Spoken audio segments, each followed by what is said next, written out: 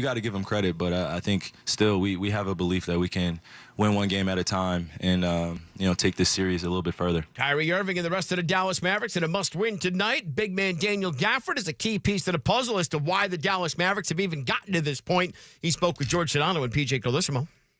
Thanks, Kevin. Daniel, I guess the first question would be, what is the mood and what have the conversations been like after Game 3? Conversations and mood, I would say really just finding some type of way to put our best foot forward, as Kyrie would say, in all honesty, just finding ways to just get over the hump. There's been a lot of adversity, been a lot of frustration throughout these first 3 games and a lot of adjustments too, and we're finding ways to just come out with the right energy and the right tone-setting atmosphere that we need to just really just win the next few games, in all honesty. Daniel, you guys got off to good starts in both Game 1 and Game 2. I mean, you made like 7 of your first 10 shots in 1, and I think 6 of 10 in Game 2. Yeah. We all thought that was going to be so important last night, and you came out with a pretty good start. Like, your guys' mindset to start the game was take it to them, and it looked like it was working through most of the first quarter. Yeah, I mean, we came out with the edge, just come out and just play happy basketball and just have fun with the game. Knock down shots, get stops defensively, and just, focus on what's in front of us, not worrying about any type of mistakes that happen, early on, because that's in the past. We got to focus on the things that were just in front of us at the moment. So when it came to just the shots that we were making, the stops that we were getting, that's all because we were standing together as a team.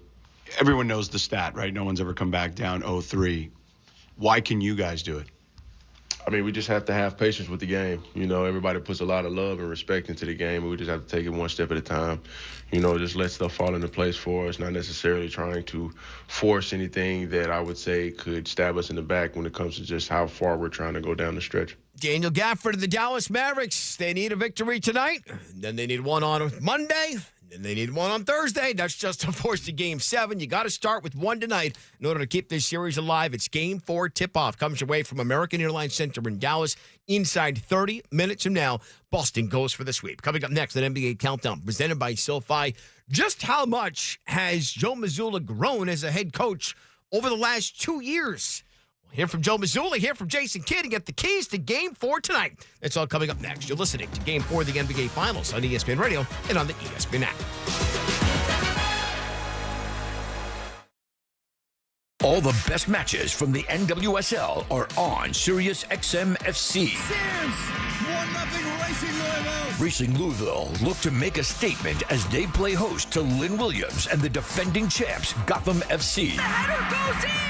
Lynn Williams with a historic goal. It's the NWSL Game of the Week. Racing Louisville versus Gotham FC. Saturday at 12 Eastern on Sirius XM FC 157 and streaming on the Sirius XM app.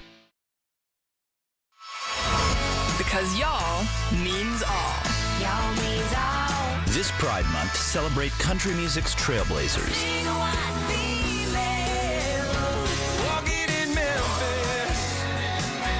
And the next generation of loud and proud country artists. Sirius XM, Country Pride. On Channel 105 for a limited time starting tomorrow. And all month long on the Sirius XM app. The club season may be over, but now the real fun begins. Messi, Vinicius Jr. It's Pulisic for the USA. The stars from across America face off for the Copa America crown. Darwin Nunez, this time Mexico find the breakthrough. Brilliant from Alphonso Davies. Copa America kicks off June 20th on Sirius XM FC 157 and Fox Sports 83, or listen anytime on the Sirius XM app. Erik ten Hag staying at Manchester United. Summer Soccer Tonight with Rodney Marsh and Tommy Smith. I did not think that he would be fit to hold on to his job, considering everything that happened and considering the club that Manchester United are, Rodney. Was there a club in England at the moment with the same kind of a history as Manchester United that were in as bad a trouble? Summer Soccer Tonight, every weeknight at 5 p.m. Eastern on Sirius XM FC 157. You're Europe's top soccer nations battle it out in Euro 2024, and it's on Sirius XM. Ruiz, Morata, brilliant, scintillating stuff from Spain. Group B kicks off play with an epic clash between Spain and Croatia. What a goal from Luka Doncic! Hear live coverage Saturday at noon Eastern on Fox Sports Channel 83. And stay up to date with the Summer of Soccer on Fox Sports 83, Sirius XM FC 157, and the Sirius XM app. The Titans of Europe are gathered once again for the Euros. Cristiano Ronaldo for Portugal! Soccer's best, assembled to represent their nation. Oh my word, from Kylian Mbappe! And it's another magnificent goal for France! Trying to reach the pinnacle of European soccer. Italy are champions of Europe! Hear the top matches and expert analysis from Euro 2024 all month long on Fox Sports 83 and Sirius XM FC 157. Or listen anytime on the all-new Sirius XM app. Copa America kicks off Thursday, and you can hear all the top soccer stars from North and South America in action on Sirius XM. The U.S. men's national team goes toe-to-toe with elite competition, including Brazil and defending champion Argentina. It's Messi! It's always him! Hear every Copa America match, plus expert analysis, all tournament long on Fox Sports 83 and Sirius XM FC 157, or listen anytime on the Sirius XM app. Europe's top soccer nations battle it out in Euro 2024, and it's on Sirius XM. Here comes Serbia. Vlahovic! Oh, they've done it! It's a dueling Group C as underdog Serbia takes on England. Kane has a one-up and scores a wonderful goal for England! Hear live coverage Sunday at 3 Eastern on Fox Sports Channel 83. And stay up to date with the Summer of Soccer on Fox Sports 83, Sirius XM FC 157, and the Sirius XM app. The NBA Finals on ESPN Radio and on the ESPN app. And the final seconds will tick away, and the Celtics have come back down 13 in the first half. They win it to take a 3-0 series lead in the 2024 Finals. 48 minutes of everything you got. Everybody competing at a high level and doing whatever it takes on both ends, every single possession. I think it says a lot about them. The guys understand the game. They understand why we do what we do, and they work to execute it as best as they can. It's basketball. They went on a run. They had some momentum, but we kept our poise. We made timely baskets. We got some good shots going in, and we found a way to win. Kevin, we went through Game 4 of the NBA Finals. You heard Joe Mazzulla and Jaylen Brown there. Think about 2 Septembers ago. Joe Mazzulla was a second-row assistant with limited duties, and basically no one knew who he was. Then all of a sudden, on September 23rd, he's the head coach of the team, and now he's got Boston in the NBA Finals. One of his star players is Jaylen Brown. The coaching staff has been fantastic all season long. I've been saying that throughout the regular season, even before we got to the playoffs. It's been super organized. We've walked through all different types of scenarios.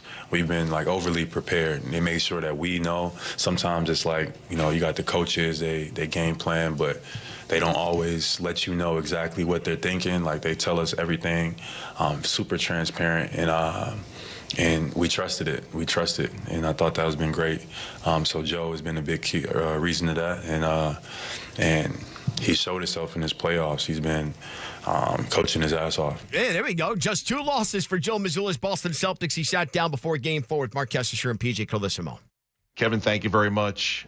Joe, what is it about this team when the lead is slipping away, allows it to relax, to focus, stay poised, and then execute? Yeah, I think they're able to, in real time, build an awareness to, it's a game of runs. Everybody says it until you're actually in it. And so the guys have a great awareness into understanding the runs of the game, understanding why a team is going on a run, understanding why it's going well or why it's going poorly, and then fighting quickly to get it back. So you're never going to stop runs in the NBA, but you have to learn how to manage those through execution and through winning plays. And I think our guys have an understanding of what that entails.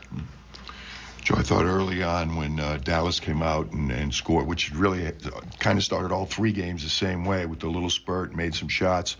I thought your guys' poise and getting back in it in the first quarter was really good, but it seemed like it was mostly offense. You kind of did it. It looked like neither team could stop the other in the first quarter. And once you got untracked offensively, but it was kind of a high-scoring, not as effective defensive quarter. Yeah, I thought once we were able to, I think you go into everything's about risk management and leverage against these guys. And so when you go into it, it's like, what can you control and what can't you control? And I thought in the first quarter, we gave up a lot of things that we could have a better control over. And so I thought our offense kept us in it. And once we were able to get back to the game plan and the disciplines of our tendencies and our system, I thought we were able to take control of the game. And that's the fight against a team so talented like this is the discipline to over and over again execute what you need to execute.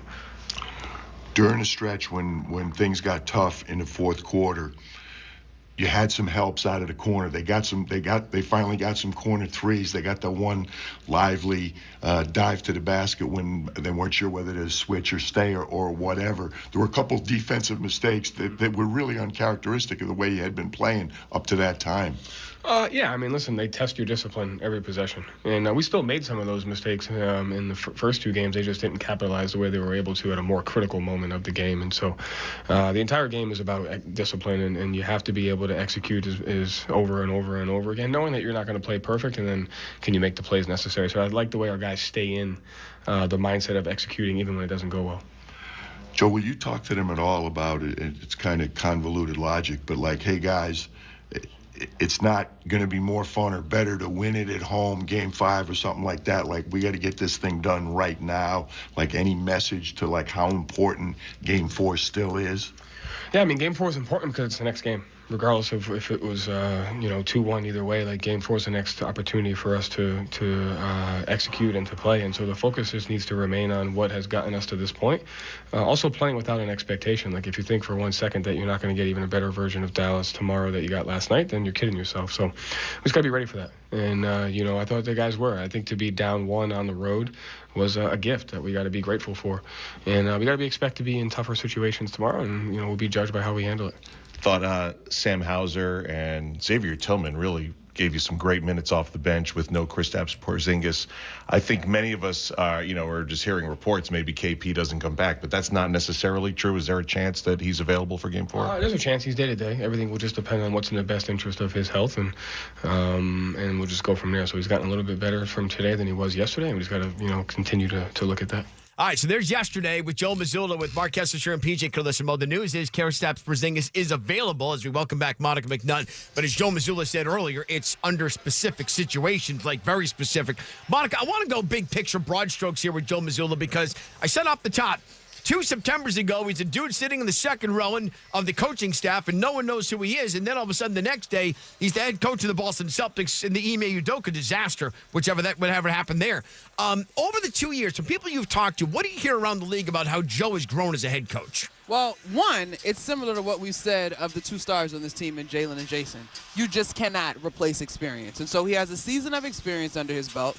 I think he has a roster that is suited to how he likes to play. As much as the three-point shooting is sometimes bemoaned by Celtics fans, when this team shoots 50% or more from the three-point line, they've actually been pretty successful in this postseason, right? And so he's got a staff that he was able to hire. And so I think those are some of the things that when you talk to folks within this organization have contributed to him being successful and having more buy-in from the collective as far as his actual players. And so he is probably in one of the more unique situations in sports. Like, off the top of my mind, I think of a Steve Kerr, right, who was put in position with a roster that had tremendous promise. But even in the case of Kerr, like, that team, I think, had 22-1 odds of getting to the finals in their first championship, although he went on to form a dynasty. This group, clearly, under Udoka, and for a while, basically since the tandem of Jalen and Jason have been together, have had the potential and the expectation to get here. And it took Mazzulla a year to really settle in the head coach role. All right, so the other side, by the way, you mentioned Jason Tatum. He loves his coach. The closer you are to winning, the closer they are to surviving. And basically just trying to remind us in the group that we still got a long way to go. We still have to play the right way. We still got to win, that, they're not going to quit. That we should expect the best from them from here on out. Jason Tatum reminding Monica, everyone, of what the message is. On the flip side, you heard they're not going to back down. If you're Jason Kidd, before we hear from the Mavs head coach, what kind of adjustments are you making tonight before Game 4? Well, I know you guys have heard me talk about focus with Luka, but I think the biggest thing is to have your team locked in terms of the compete level, right? I just don't think that they have been locked in that category. The second one for me is you got to play faster. This is a team that got 23 points off of transition during the regular season. They've not been able to do that in this series at all, right? The percentages are a little bit wonky. They're only getting 15% of their productivity out of transition. But that is the way for this team to get energized. I think by playing faster, you have an opportunity to score over 100, a mark that they've been held under. Like, when have the Dallas Mavericks scored less than a point per possession? That's just crazy for them. And so I think if I'm Jason Kidd, you're asking your stars to completely lock in and lead the way in terms of the competition level, but you're also asking your role players to play with tremendous confidence. The ball has to move. This Boston Celtics team has the athletes and has the defensive identity to fly around, but they, as athletic as they are, cannot move faster than the basketball. So I think the biggest adjustment is creating more off-ball actions, and things have to happen quicker. ISO has not panned out well for this Mavs squad today, in this series. Let's hear from Jason Kidd. He spoke with Kesty and PJ. Kevin, thank you. Jason, I know it's never an easy spot, down 0-3. 2 big rallies the last 2 games. Quick turnaround now as we get set for Game 4. What's the approach heading into this one? Yeah, we got to build on the fourth quarter. I thought we were desperate. We have to be aggressive. And I thought the guys out there, got us back into the game. And that's the way we got to play for 4 quarters if we want to beat Boston. Jay, I thought everybody was wondering what's it going to be like first game home, and you shot the ball well in games 1 and 2 early, like 7 for 10, 6 for 10 to get started. I thought first quarter there was great energy, but it was almost mostly offensive energy. Like, it was neither team could stop each other, and it was encouraging, but it was mainly offense in the first quarter. Yeah, I thought we got off again to a great start offensively. Defensively, we let Tatum get off at the three-point line, which we've talked about a lot, of making him drive the ball. But I thought, again, game 2 and 3, the end of the first, we have to be better. We had control of the game. We gave up 5 points last night where we, again, instead of it being a 1-point game, we could have taken control of that first quarter. So we got to do better at ending quarters here if we want to beat Boston. I know your mindset's different than ours, but we come out of the third quarter and it's 15 points, and I'm thinking, that doesn't look good, but there's a ton of time left. And then they make the 2 threes and you take a timeout. I didn't like your chances at all at that point, and you played probably the best, 8 minutes in a row, defense and offense. You played so well on both ends of the court. Well, I think when you look at that point in the game before the 15-point lead, it's a 6-point game, and we were on the bench, and it felt like the group felt like we were down by 30, and we were trying to be positive and get everybody to understand it's a 2-possession game, and then it jumps up to 15, and then we talked about just work the games, take one possession at a time, and I thought the guys really did that. We got turnovers, we got missed shots, we ran. I thought our pace was a lot better in Game 3, and we're going to have to do that in Game 4 if we want to win. Mavericks head coach Jason Kidd getting set for Game 4 of the finals. I know there's been a lot of criticism for Luka here on the off day between Games 3 and 4. How do you keep his frustration level to a minimum as they continually attack him? Yeah, just understanding the game plan for Boston is not going to change. They're going to put him in every possession, pick and rolls, octagon side pick and roll, or 11 at the mid pick and roll, and they're going to make sure that he has to work. And so he's got to put up a better fight, understanding that he has help behind him. And then on the offensive end, we got to make sure that we can put him in a better situation so that he doesn't have to work so hard. Jason Kidd with PJ Carlissimo, Mark Kestisher, back to American Airlines Center. Monica McNutt, before I get your keys to game number 4 tonight, what's the atmosphere like there as the crowd has started to fill in? I need a good vocab word to describe it, Winter, as I survey the scene. I will say I feel like I see more green jerseys than I saw in Game 2, or Game 3, excuse me. I think we got a loud boo when the Celtics came out. I may have hopped on heads with you, so I don't want to insult these fans, but I did not hear much when the Mavs came out. I'm sure these fans did acknowledge, though. Tense, I think, is probably the best word. There you go. There are Celtics fans that are here with a ton of confidence, and there are sheepish Mavs fans in attendance. All right, so your keys to the game, each side. How does Dallas force this? How does Boston say to hell with it? And let's complete the sweep, and let's start the party for the weekend. All right, so I'm looking for second chance opportunities, right? The Mavs have to figure out a way to generate more offense. And so to me, if they can get on the glass, mix it up with second chance opportunities, spray the ball out off of some of those rebounds, and hope that the Celtics defense is not reestablished, that's a look they need to consider. I also think the Mavs need to play faster. They've got to get some baskets in transition, and they got to get their guys going so the ball needs to move up and down the floor and side to side quicker. As good as their defense has been in this one, every ball player, you got to see the ball go through the basket just for your morale, and I think that's where they're struggling. On the Celtics side, I think they need to continue to operate with patience and poise, right? They've done a great job of understanding when they should be pushing and when they need to settle down and execute. Late in Game 3, when Jaylen Brown waved off his teammates and hit that big-time basket, like, the decisions down the stretch for them have been terrific. And then I also think if you're the Celtics, you continue to hunt Luka. Like, Luka has been the key to the series. Will he rise up in a decisive potential Game 4? Is there an X factor, a player off the bench, someone you're keeping an eye on, and not out of the Big Four? Not really at this point, Winter. Like, it's come on. You know what I'm saying? Like, it's Luka and it's Jason and Jaylen. Like, the rest of that, I don't know if you can consider, Derek White is part of the Big Four. Like, nah, it's do or die. Like, I'm not thinking about these role players.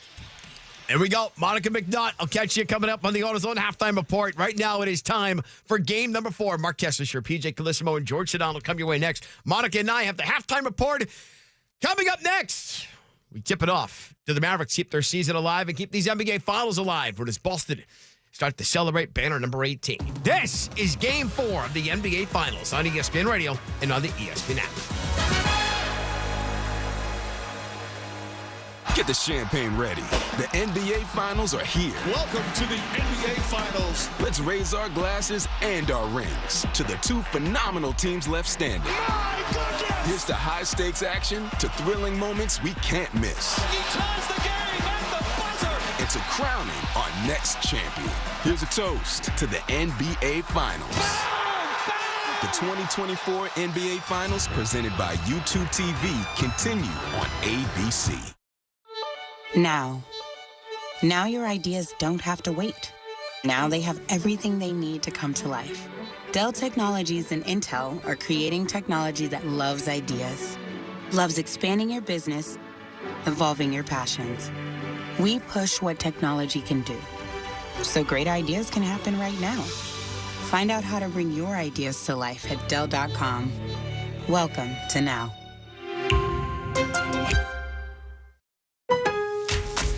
Pro Paint Days are back at Lowe's. Save $40 on select 5-gallon HGTV Home by Sherwin-Williams paint, like Weather Shield, Showcase, or ceiling paint. Plus, save $10 on drywall PVA primer and get free same-day delivery to the job site when you order by 2 p.m. Lowe's knows paint. Lowe's knows pros. Offers valid through 6/14. Delivery by 8 p.m. Subject to driver availability. Additional terms apply. See Lowe's.com/same-day delivery for details. When you switch and save with Progressive, you could use that money towards scoring courtside seats for your favorite team. Progressive cannot guarantee that you can score courtside seats. Drivers who switch and save with Progressive could save hundreds on average, but courtside seats can be astronomical. Maybe if your team plays in a smaller market, you could swing it. Even still, it's unlikely. Maybe 4th row, which are still incredible seats that you'll enjoy greatly. Savings possible. Courtside, long shot. Switch and see if you could save at Progressive.com. Progressive Casualty Insurance and Affiliates. Not available in all states. Progressive cannot guarantee that someone really tall will not sit in front of you at the game, rendering your excellent seats just okay. With T-Mobile, you can get tons of benefits and still save, because nobody likes having to choose. It's like getting romance and sci-fi. I love you. Also, I'm a robot. At T-Mobile, you can get the benefits you want and still save on every plan versus AT&T and Verizon. See how with our savings calculator at T-Mobile.com/switch. Plus, switch and keep your phone. We'll pay it off up to $800. Via virtual prepaid card in 15 days. Qualifying unlocked device credit service and timely redemption required. Card has no cash access and expires in 6 months. See T-Mobile.com. People are going to want to see you fall when you get to the top. 3 stars, 1 season, changing history. Cardoso for 3. Banks it in! To plan these environments, this is what we work for. We fought so hard all season long. You could not have scripted a better ending to this magical women's college season. Kiki Rice, Camila Cardoso, and Caitlin Clark. ESPN Plus Original presents Full Court Press, presented by State Farm. Stream now on ESPN Plus. Texting enrolls you in a recurring automated marketing text messages. Consent not required to purchase. Message and data rates may apply. Nothing but net. Good shot. Man, I miss playing basketball. Being young with unlimited energy to burn. Ever since I turned 40, I just can't find that fire I used to have. Think it could be lower testosterone? What do you mean? All guys lose their edge when they turn 40. The body has less testosterone. That's why I take Nugenix Total T. I've heard about Nugenix. That really works? Since I started taking Nugenix, I'm lifting like when we played for Coach Carter. I feel more energized at work. It's even spiced up things between me and the missus. Are they still giving out complimentary bottles for people to try? Yep, send a text. It's that easy. Text BACK to 231-231 right now for your complimentary bottle of Nugenix Total T. It's the #1 selling testosterone boosting brand at GNC and Walmart. Do it now and they'll also send you a bottle of Nugenix Thermo X, their newest, most powerful fat burner ever. Absolutely free. Text BACK to 231-231. That's BACK to 231-231. These statements have not been evaluated by the FDA. This product is not intended to diagnose, treat, cure, or prevent any disease. This is the NBA Finals. And the final seconds will tick away, and the Celtics have come back down 13 in the first half. They win it to take a 3-0 series lead in the 2024 final. There's been a lot of adversity, been a lot of frustration throughout these first 3 games, and a lot of adjustments to it. We're finding ways to just come out with the right energy and the right tone-setting atmosphere that we need to just really just win the next few games. Yeah, we got to build on the fourth quarter. I thought we were desperate. We have to be aggressive, and that's the way we got to play for 4 quarters if we want to beat Boston. Game 4 is the next opportunity for us to execute and to play, and so the focus just needs to remain on what has gotten us to this point. And we got to be expected to be in tougher situations. We'll be judged by how we handle it. We talked about this at the beginning of the playoffs. It's really trying to stay in the moment. Experience is the best teacher. All year long, we've been hearing about the Celtics of the past. All the different shortcomings we've had in the past. This is a new team. You know what I mean? We've learned from those experiences. And in these moments, you can see that, we didn't run from it. The 2024 NBA Finals on ESPN Radio is presented by Indeed. Hiring this year? Visit Indeed.com/credit. Now from American Airlines Center in Dallas, Texas, alongside PJ Carlesimo and George Sedano on the sidelines, here's Mark Kestisher.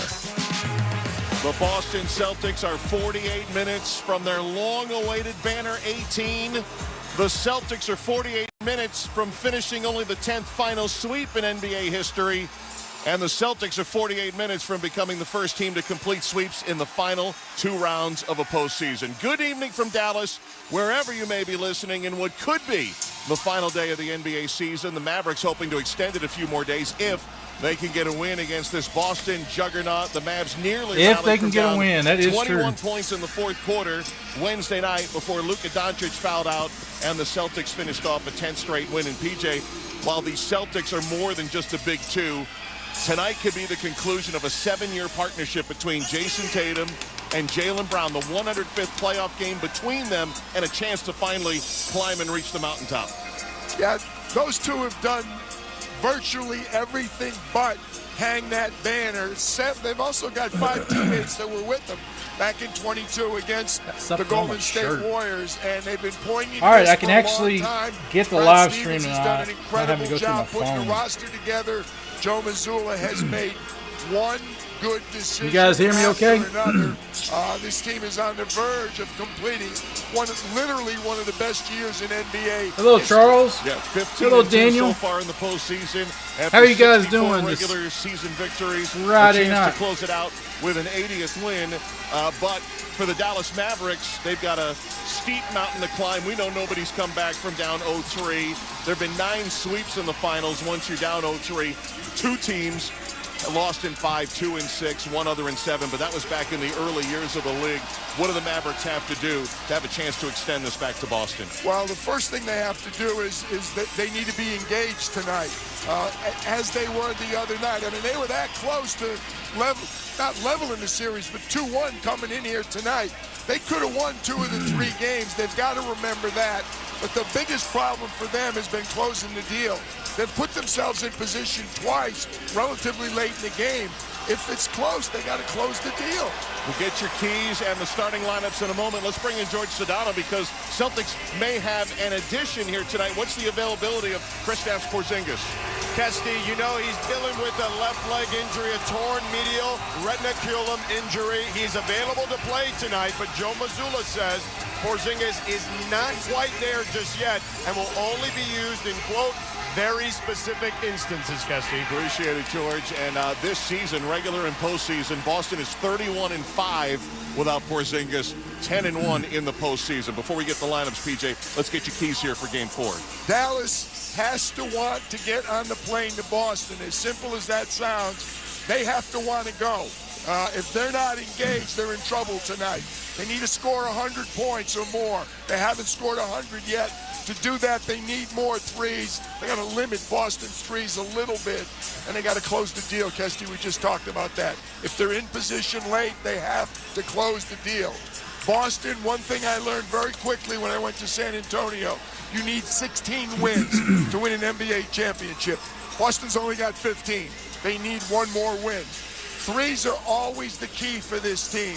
They make their threes, they're going to get that 16th win tonight. Give you the starting lineups. They're the same as they've been for the first 3 games of these finals. The visiting Boston Celtics have won 10 straight since losing Game 2 of the second-round series with Cleveland. Have Drew Holiday and Derek White in the backcourt. Jaylen Brown, Jason Tatum up front. Both went for 30-plus in Game 3, and Brown is the leading scorer for Boston in the finals at 24.3. And Al Horford, his 185th postseason game. Only Karl Malone has played more postseason games without a title. That could end tonight for Al Horford. For the Dallas Mavericks, who've lost 3 straight, they did not lose 4 in a row at any point this season. Kyrie Irving and Luka Doncic in the backcourt. Kyrie busted out with a 35-point game. Hey, Michael, how are you doing, my friend? Just below 30 points per game. How are you doing this Friday night? Fouled out for the 3rd time in his entire Who's pro gonna career. win, guys? The Don't other forget. 2 he fouled out. No.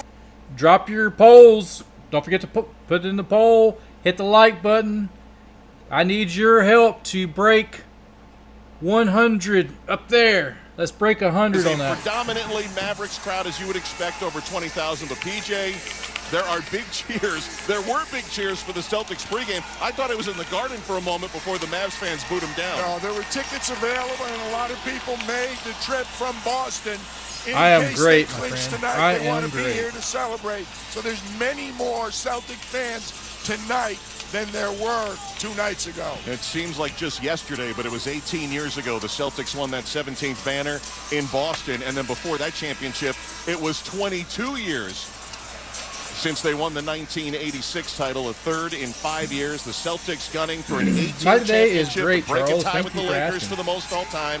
Mavericks trying to avoid the sweep and send us to Boston for a Game 5 on Monday night. Scott Foster is our lead official. David Guthrie and James Williams with him. Celtics Boston still gets in it. the white unis for the 3rd time of these 4 games, with green across the chest. Celtics and the Mavericks in their navy uniforms. Dallas in white across. Scott Foster, 25th finals game. Really incredible. 17th finals he's worked, but the 25th finals game. Celtics fans may remember he officiated Game 7 of that 2010 NBA Finals. Here we go. Ball's about to go skyward for Game 4. Horford and Gafford in the center circle. Ball's away. Tap controlled by Horford. In Game 4 of the NBA Finals underway, with the Celtics going from right to left as we watch it here courtside in Dallas. They go to Tatum on the left. Drives by a Horford pick. Looks for Al. Finds him right back to Tatum. Shot clock at 10. Out beyond the arc. Dribbles left against Gafford. Crosses over. Drives into a double. Spins in the lane. Well covered. Now fades. Fires. Missed it. Rebounded by Luka. Good defense by Gafford. Good help by Luka Go Doncic. Mavericks. Well, we'll see if Dallas Hit the can get like off button, to another everybody. good start. Keep That has hitting not that been like. the issue for these Mavericks in the finals. Washington against Tatum, very aggressively into the lane. Off balance, lefty shot, no good, and rebounded by Horford. Up ahead to Brown. Got away with a travel, I thought. And Luka nearly cut off Brown in a foul that was reminiscent of the foul out, 6th foul the other day. Boston works it around the horn. White missing a 3 from the left. That's been the Celtic MO lately. Start out cold and get hot late. Kyrie Irving drives. Finds There we go. the rim and lays it up and in. 4-0 Dallas. This is a little bit. This is a little bit ahead of me, guys. So I've got on the radio Here's broadcast. White from the left. Minute 10 into the contest. Brown for 3. Missed it from the right. Rebounded by Luka. So far, settling for 3-point shots early, Boston. Here's Luka driving down the lane. Luka puts it up, puts it in, and it is 4-0 in favor of the Mavericks. Kyrie and Luka taking it to the paint where they've really made a living in this series against Boston. 90 seconds in, Celtics looking for their first make. They're 0 for 3. Tatum sends it into the right corner. Derek White drives through the lane right to left. Finds the cutter. Brown drives, layup off the window and in for the first 2 for Boston. Jaylen Brown has repeatedly been the guy that ends the drought, or when they need a bucket is the one who stepped up. Oh, and an unforced error by Dallas. Gafford tossing it to the left wing and out of bounds across the end line. Turnover Mavericks. 4-2 the score. Dallas leads. Celtics in possession. 2 minutes in. Tatum gets a good look at a 3, and he cans it, his first triple, giving the Celtics the lead.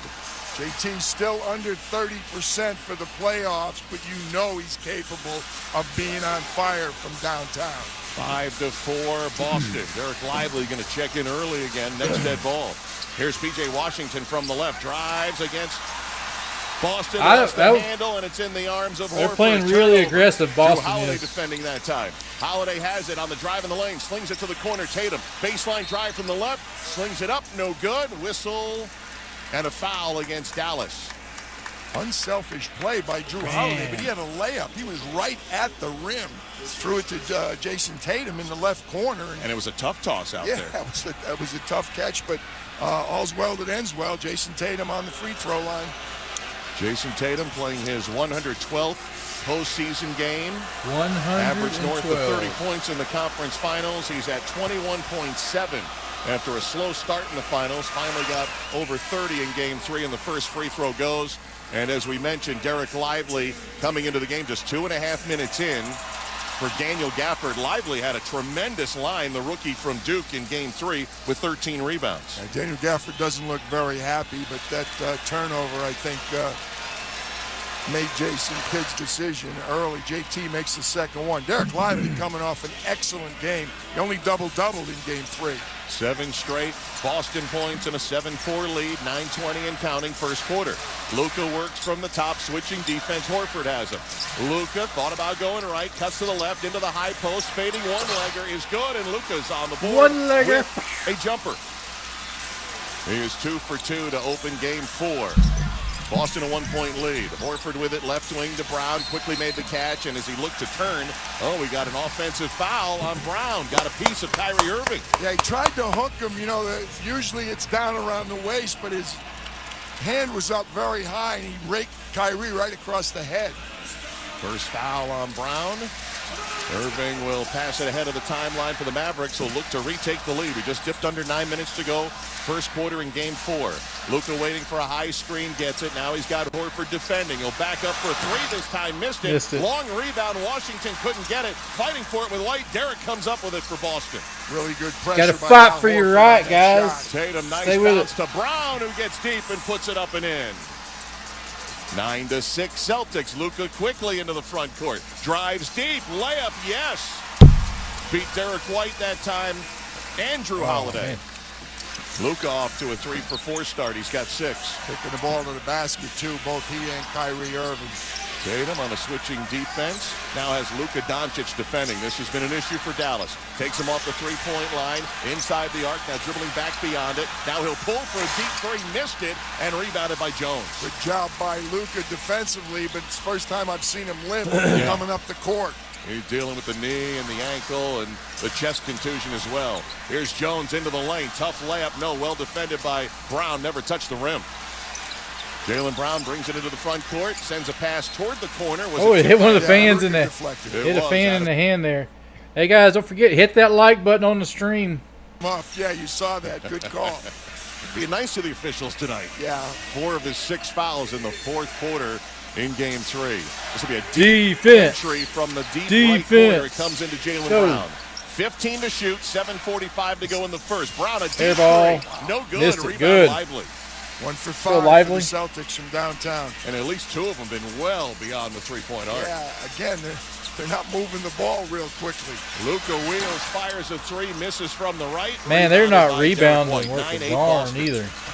Here's White front court, bounces off of Doncic, gives it up to Tatum between the rings. One dribble and a send to Holiday on the right. Darts beyond the arc, gives to Tatum, tries a backdoor cut, couldn't control, but down he's able to send it out to White, who launches a 3 off the front rim, and rebounded by Luka. 6 of the 9 Celtic field goal attempts are threes. Here's Irving going deep, got blocked on his way to the cup. Loose ball, Lively had it, and he gets fouled at 7:02 to go here in the first quarter. I think that was Jason Tatum with the block. It looked like a good play. Actually, Kyrie went by him, and then someone came from the backside and blocked it. JT is the man listed on the play-by-play. Tatum got the block. No shooting foul here, so it'll be side in for Dallas. How is that not a shooting Jason foul? Kidd is arguing that he gathered, but David Guthrie, the official, says no dice. Inbound to Lively under 7 minutes to go in the first. They get it to Kyrie on the right. Irving dribbling against White. Left-hand dribble to the free throw line, into the lane. Slings it with the left hand off the window and in. And the Mavericks take the lead. Tough contested shot. 10-9. Irving's got 4 on the deck, trying to go a little too fast. Jaylen Brown ends up knocked down, and Luka Doncic will pick up his first personal foul. Some of the boos you're hearing, assumingly on the call. At 6:44 to go here in the first quarter. Teams will try to settle into game 4. Yeah, for sure. I like Dallas. Yeah, guys, do not forget to hit that like button. That's the best way to support the stream.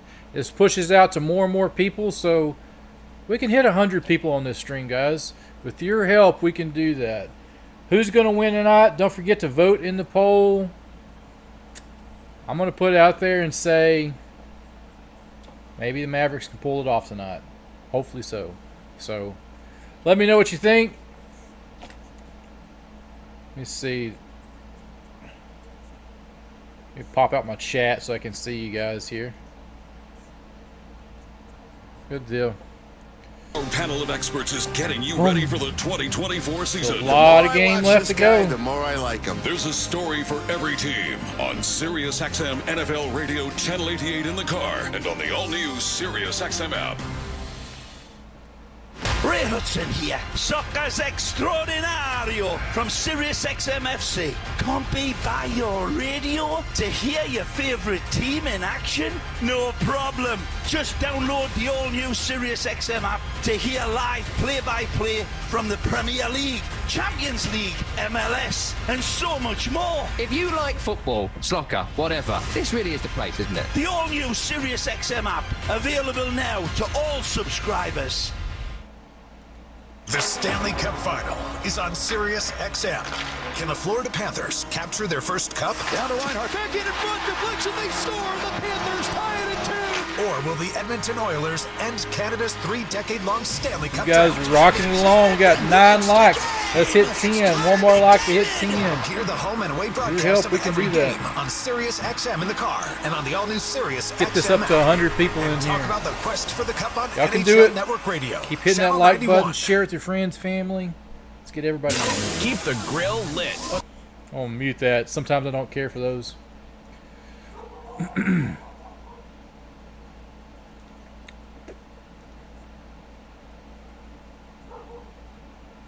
An American Girl. I had some help. Who likes the new Post Malone, Morgan Wallen?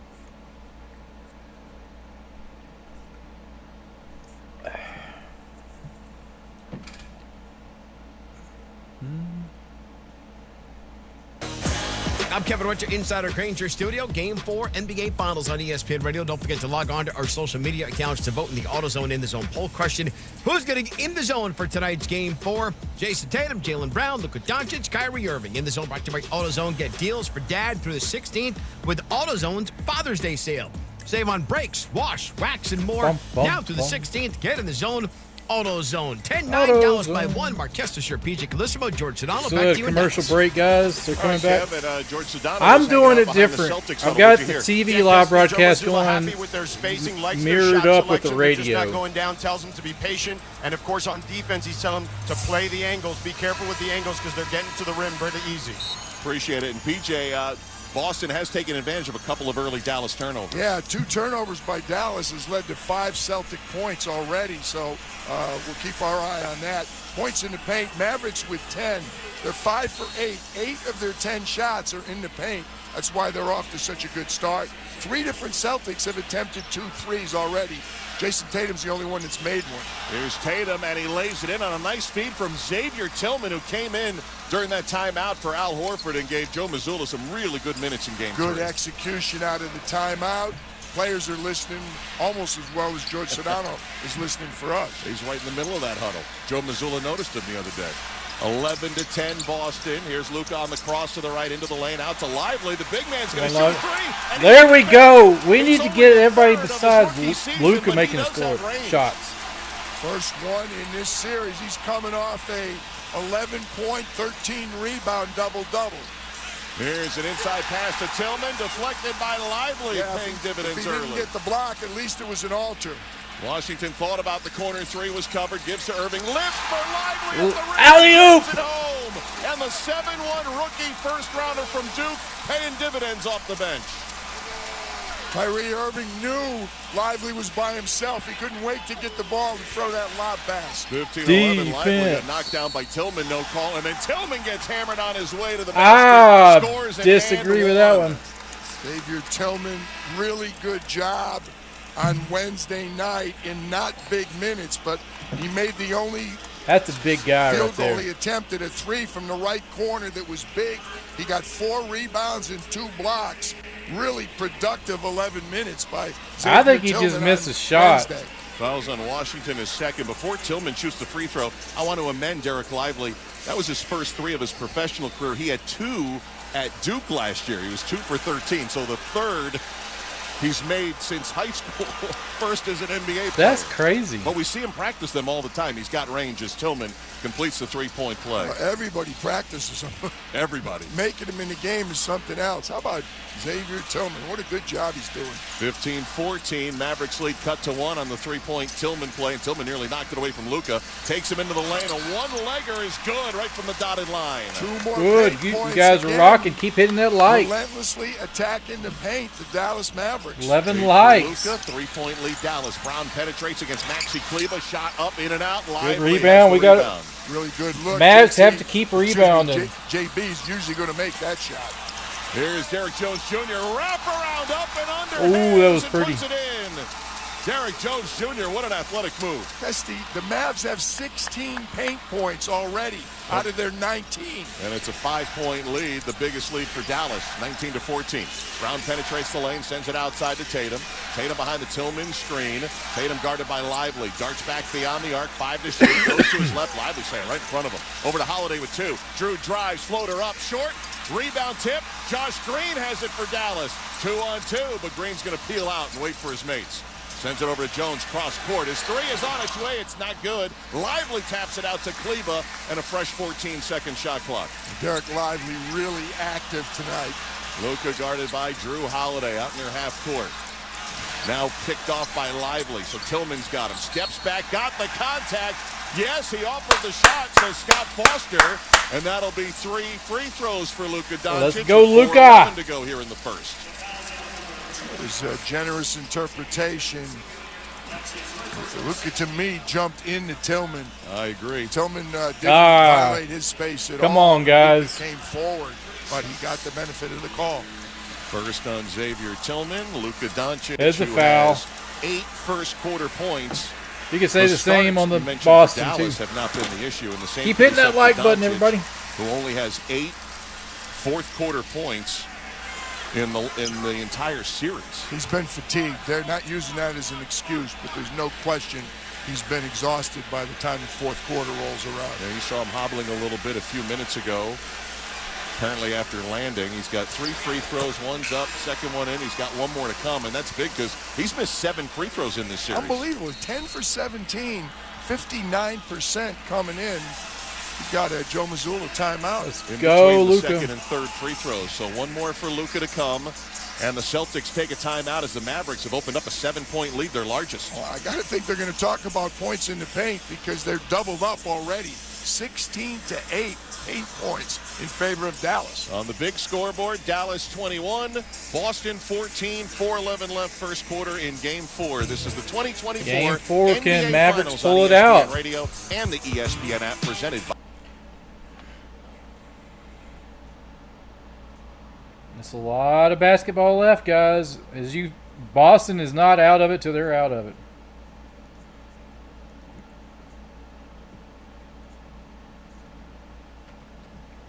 Yeah. Lots of basketball left. I'd like to see the Mavericks win one. I don't want to see a complete blowout. That's just me. I don't like blowout games, and I don't like a blowout series. Just make it competitive. That's just my 2 cents on it. Mavericks, they've had a good year. I mean, honestly, they were ranked 5th. 50 wins, 32 losses. It's not bad.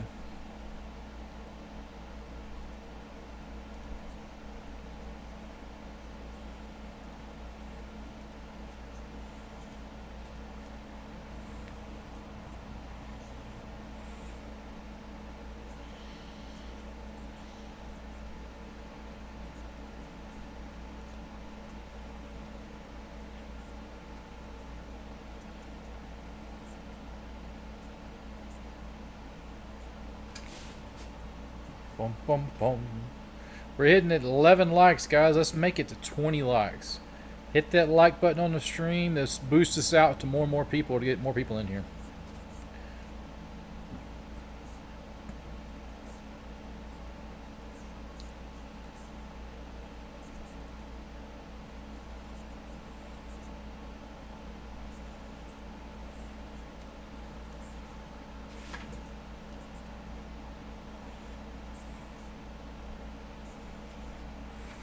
Wrangler.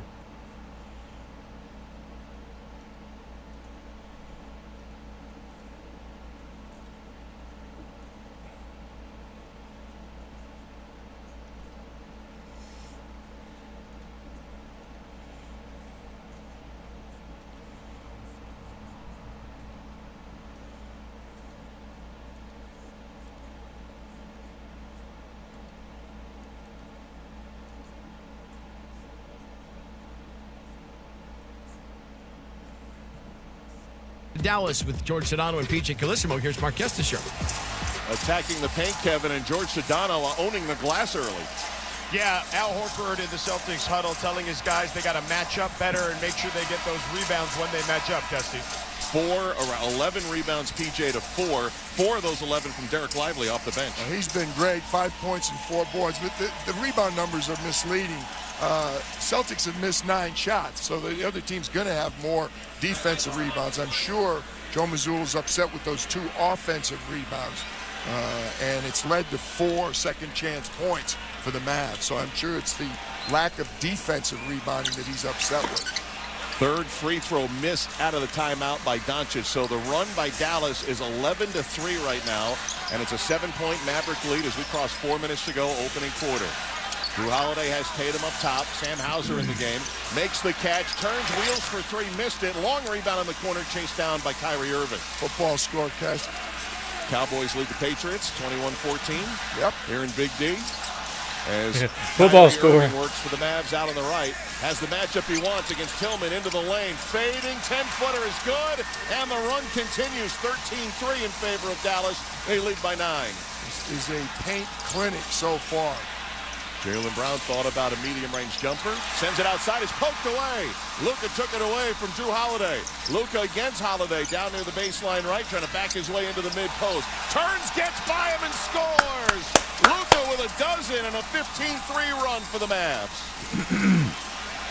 And a pass to the wing, out of bounds. Way to go! Jaylen Brown taps his chest to say, my bad. Turnover ball. The crowd needs to get louder. Just didn't catch it. It went right through his hands. Luka with a beautiful spin move. They got to go back to Boston. Replay. He had Drew Holiday on his back. He kind of faked over his right shoulder and spun baseline for the easy finish. Doncic has 12. He and Kyrie have 18 of Dallas's 25 points. 25-14 Mavericks. 3 minutes to go here in the first. Doncic working to the right, stops, has room, hesitates, takes the shot, missed it. Josh Green batting it near the rim, then picked up by Lively on the offensive board. His putback's no good, but it goes out of bounds against Boston. There's what George Sedano was talking about, Joe Mazzulla was talking about. Lack of defensive rebounding, another opportunity for the Mavs. Horford was reaching in there and knocked that ball out. On the inbound baseline right, they clear it out for Irving against Derek White. Tries to blow by him, does. Layup around, falls off the side. Wow, Good. that was close. Spun all the way around. They got numbers. Kyrie just getting back. 11-point deficit, Boston, 2:40 to go here in the first. Pass to Brown, baseline left. Josh Green, good defender, checking him. Takes him down into the lane, slings it to the right corner. Now Tatum's got it on the right angle, drives against the rookie Lively, gets by him and scores it.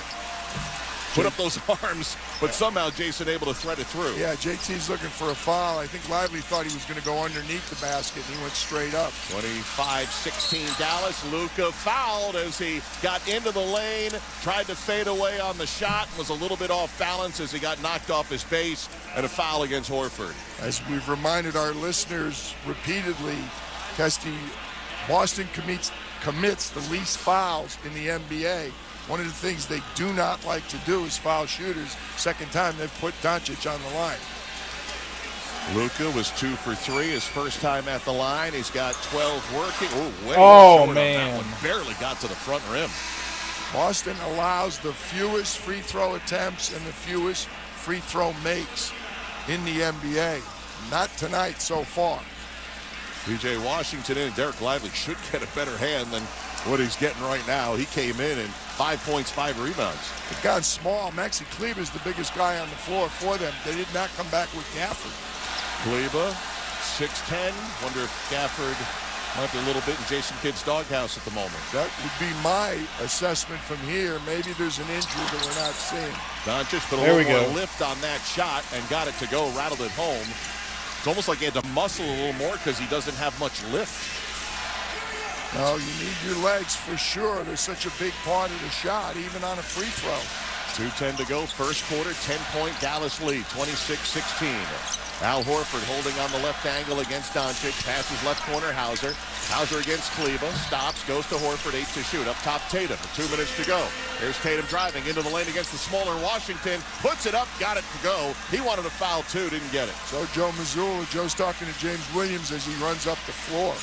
Lead is down to 8 for Dallas. Doncic spinning against Tatum, who reaches in and gets called for the foul. Luka tried to cross him over a little bit, and then Tatum reached when he went by him and got the foul on Jason Tatum. That'll be number 1 on the 7th-year man from Duke, and of course hails from St. Louis, Missouri. Went to the same middle school as Keith Kachuk's son, Matthew, who's playing for the Florida Panthers. 2 guys that went to middle school together are both up 3-0 in different championship series. Unbelievable. JT's upset with the officiating so far. Oh, Dallas just tossed it away off the inbound, nearly live ball. What in the world were they doing? You can't make silly mistakes like that. Kleber never saw it coming, and it was a lot closer to our man Jimmy Goldstein. Jason Tatum broke. He was wide open. He was hoping that Sam Hauser was going to stop it before it went out of bounds. Jimmy, of course, the NBA super fan. See him at every game in the playoffs, virtually. All right, Boston has it, trying to make the comeback. Drew Holiday on the drive, scoops with the left, didn't get it. Green has it. 8-point Dallas lead, 90 seconds to go in the first. Kyrie pulls for 3, missed it. Flying! There we go. Flushing Josh Green. That's the 4th offensive rebound and 6 points off those rebounds. They so need far those. Lead is back to 10 for Boston. 1:13 to go in the first. Tatum outside the arc against Kyrie. Spins, gets down to the baseline, lost the handle, got it back. He's pinned on the baseline. Pass nearly stolen, it's loose. Sliding Sam Hauser with 3 to shoot. Still on his feet, it's a tied possession. And we'll have a jump ball with 2.7 on the shot clock. There we go. The Celtics control the tip. They're going to have to shoot it very quickly. Don't know if Sam Hauser's going to get this tip against Josh Green. Sam Hauser, 6'7". Josh Green is 2 inches smaller, but has a little more vertical than Mr. Hauser. He's got some hop. As we saw on that offensive foul flying slam dunk. Here we go. Foul line to our left. Green against Hauser. Waiting for Scott Foster to toss the ball up in the air.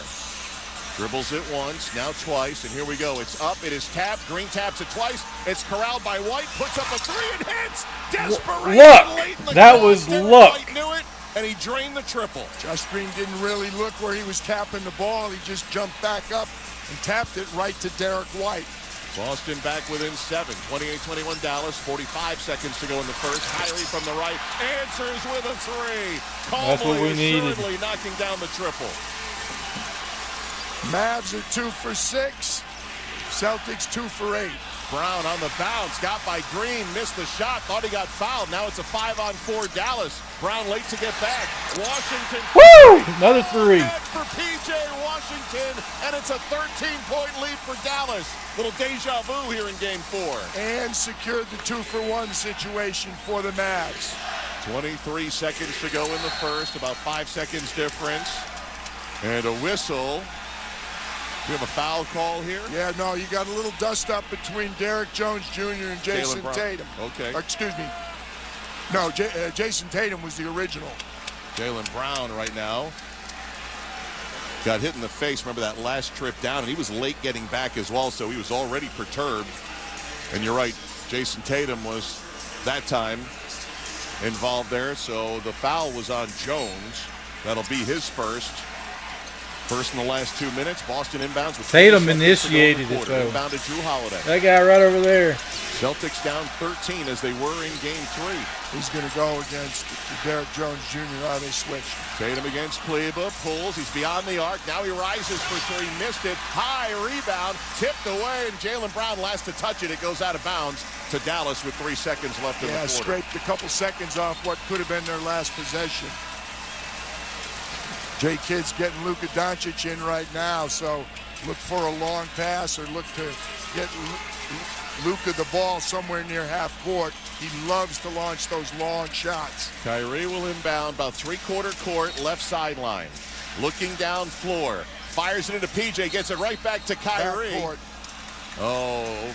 Sorry, I stepped out of bounds. That's right. I thought it was either one. He threw the ball back to Kyrie too quickly. It's going to be interesting if they put more time on the clock. A lot of defensive subs here in the meantime for Dallas. Lively and Jones coming in. He did. He stepped out. And guess who? Luka's out. Kyrie's out. And Peyton Pritchard, the man who hits last-second threes. But did he send himself in? Because he said he checked himself in at the end of the third quarter in Game 2 in Boston. I think he has license to do that. 1.9 seconds to go in the first. He said, I just look at Joe Mazzulla, and he said, yep, go. Here we go from half court, far right sideline. Inbounds to Pritchard. And he steps on the sideline. He steps out too. Back-to-back turnovers. This is the longest last 5 seconds and substitution patterns we've seen here in an NBA game. Back comes Doncic, back comes Luka. Yeah, not real good execution by either team on the side out of bounds situation. Dallas still with a chance. 1 second. That's enough time to catch it and shoot it. Three-quarter court inbound, Kleba looking. Sends it overhead to Kyrie, lands with the ball, then tried to get a power dribble, but the clock ran out. And that is the end of the first quarter. Boston hasn't trailed by double figures at the end of one quarter this entire postseason. Their largest deficit was 6. PJ, they're down 13 here at the end of the first quarter. I got to think. Wow. What do you guys think about that? Let me see here. It's a lot to be down. But do not count Boston out. They are not out of it yet. So Dallas has to stay aggressive for the remainder of the game. No letting up for sure. Everybody, don't forget, hit that like button. The more likes we get, the more it boosts. We get this out to more and more people. Hey, KimbroBella is in the house. My baby is in the chat. Hit the like button, sweetie. And for your travel needs, look no further than KimbroBella. I have her linked in the description of this feed here. So if you're looking to go on a vacation with your family, click on that link and send her an email or message her through that link. It's through Dizarella. So you'll see it in the description. And I will even do another number for you guys here. I'll post it in chat. So check her out right there.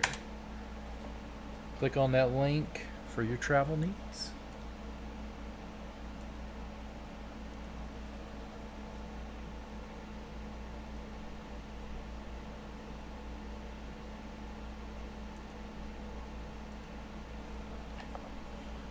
the end of the first quarter.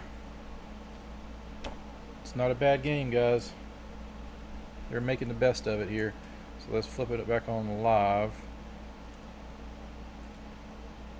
It's even spiced up things between me and the missus. Are they still giving out complimentary bottles for people to try? Yep, send a text. It's that easy. Text BACK to 231-231 right now for your complimentary bottle of Nugenix Total T. It's the #1 selling testosterone boosting brand at GNC and Walmart. Do it now and they'll also send you a bottle of Nugenix Thermo X, their newest, most powerful fat burner ever. Absolutely free. Text BACK to 231-231. That's BACK to 231-231. These statements have not been evaluated by the FDA. This product is not intended to diagnose, treat, cure, or prevent any disease.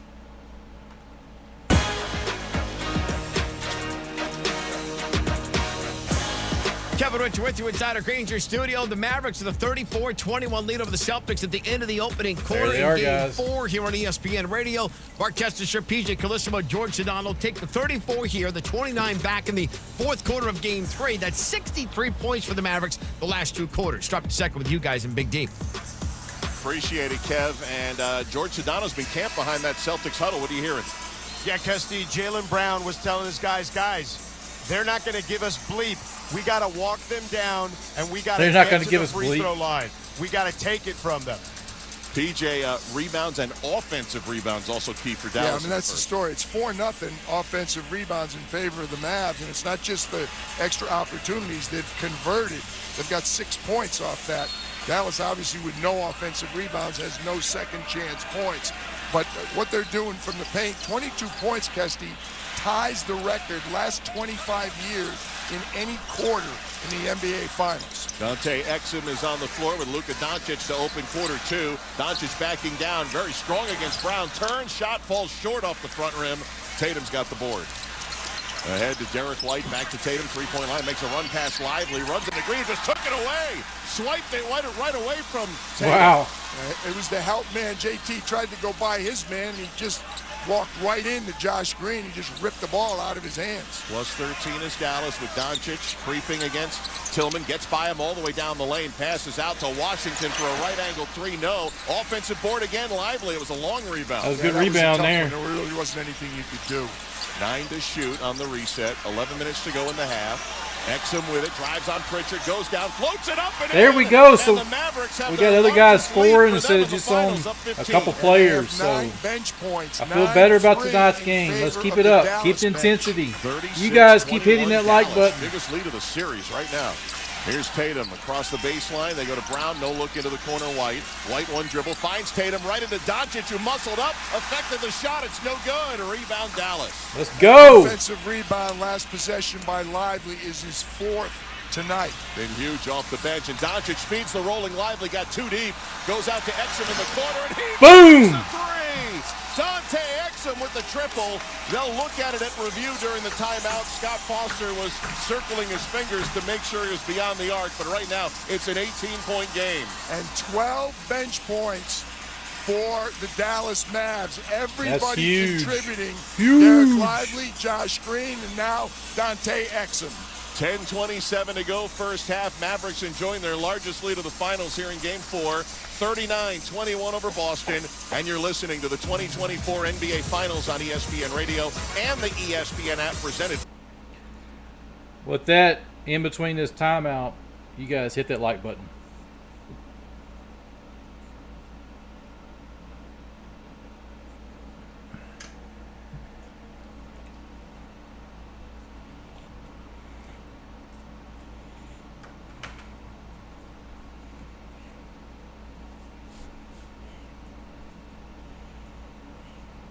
Listen to this guy. Soccer tonight, every weeknight at 5 p.m. Eastern on Sirius XM FC 157. Europe's top soccer nations battle it out in Euro 2024, and it's on Sirius XM. Ruiz, Morata, brilliant, scintillating stuff from Spain. Group B kicks off play with an epic clash between Spain and Croatia. What a goal from Luka Doncic! Hear live coverage Saturday at noon Eastern on Fox Sports Channel 83. And stay up to date with the Summer of Soccer on Fox Sports 83, Sirius XM FC 157, and the Sirius XM app. Copa America kicks off Thursday, and you could hear all the top soccer stars from North and South America in action on Sirius XM.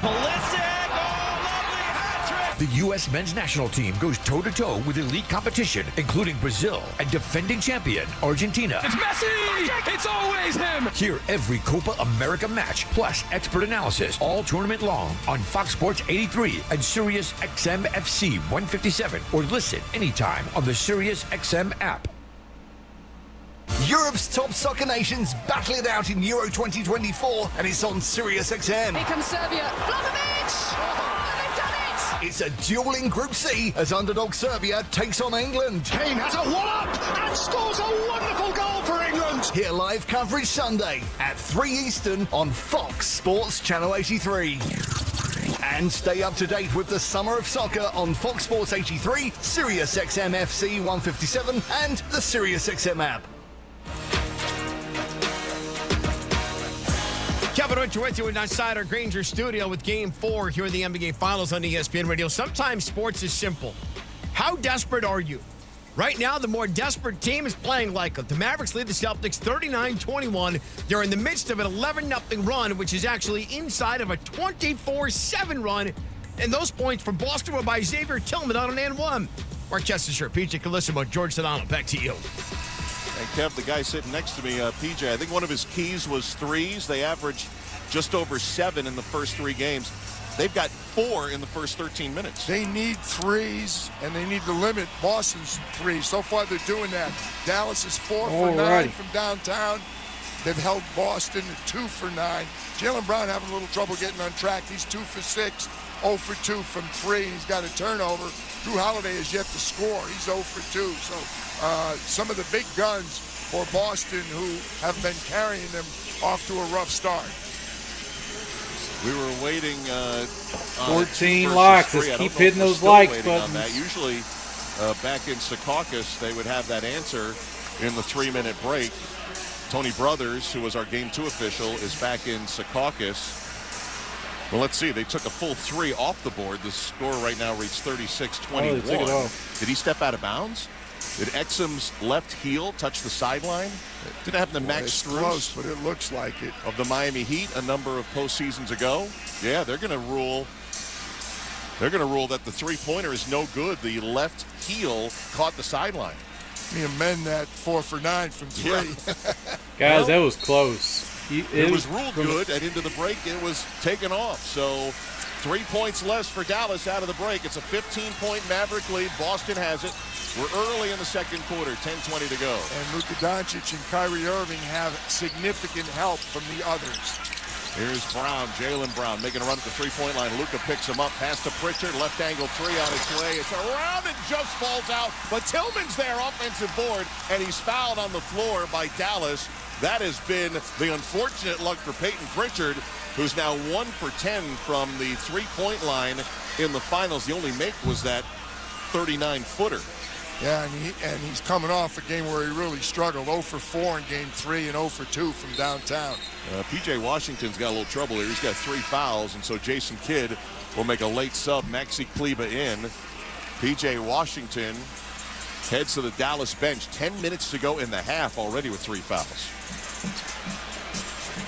Has Daniel Gafford not been He hasn't come back in since the original 2 minutes? Yeah. They've pretty much gone with either Kleber and Lively. Off the inbound, Brown, hesitation move against Lively. Slides the feet nicely on the baseline. Pass to Pritchard, into the lane. He's open, dotted line jumper. Too strong, and Lively grabs another rebound. Struggles continue for Peyton Pritchard. 7 rebounds off the bench for Derek Lively. That's why Gafford's not in.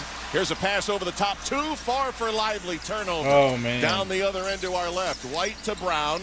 Jaylen takes 2 big steps in the lane. Brown's pushing. The jumper I wish I could show you guys this, but he's pushing. David Guthrie blew the whistle on Dante Exum, who picks up his first. Yeah, Jay Kidd's not even looking towards his assistants. They got a 15-point lead, and they haven't had real good luck with their challenges. They got burned on an early one in game 2. I think they're going to he did foul him, but if you go back and watch Brown, he's pushing. Remember in game he's 3 running the other in night, there, they had which that a lot of them do it. A lot of players do it in pros. Missed by Brown that they used for Luka Doncic to see if it would be overturned. It was not, but at least he had the challenge to do so. as Jason Tatum will head to the bench. Drew Holiday will check in for Boston. Jaylen Brown had been making his free throws in this series. He's 14 for 20, but overall for the playoffs, he's only 65%. Obviously very subpar for an excellent player. 7 misses in 21 finals attempts, but he splits here. 36-22, Boston trailing by 14. 9.5 to go, and Brown a near steal at half court on the exchange from Washington to Doncic. We're in the second quarter in Dallas. Doncic at the three-point line dribbling, crossing against Tillman to the left. Tillman sliding the feet nicely, passes out to Exum, gets a good look for three on its way. And there we go. Exum was huge during Nails the regular it. season. He was nowhere near the sideline that time, so they're not taking that one off the board. Dante Exum finally gets the triple. 39-22 Dallas. Brown left corner beyond the arc. Lively backs up, and Brown will take the three and make it. I don't think Lively will do that again.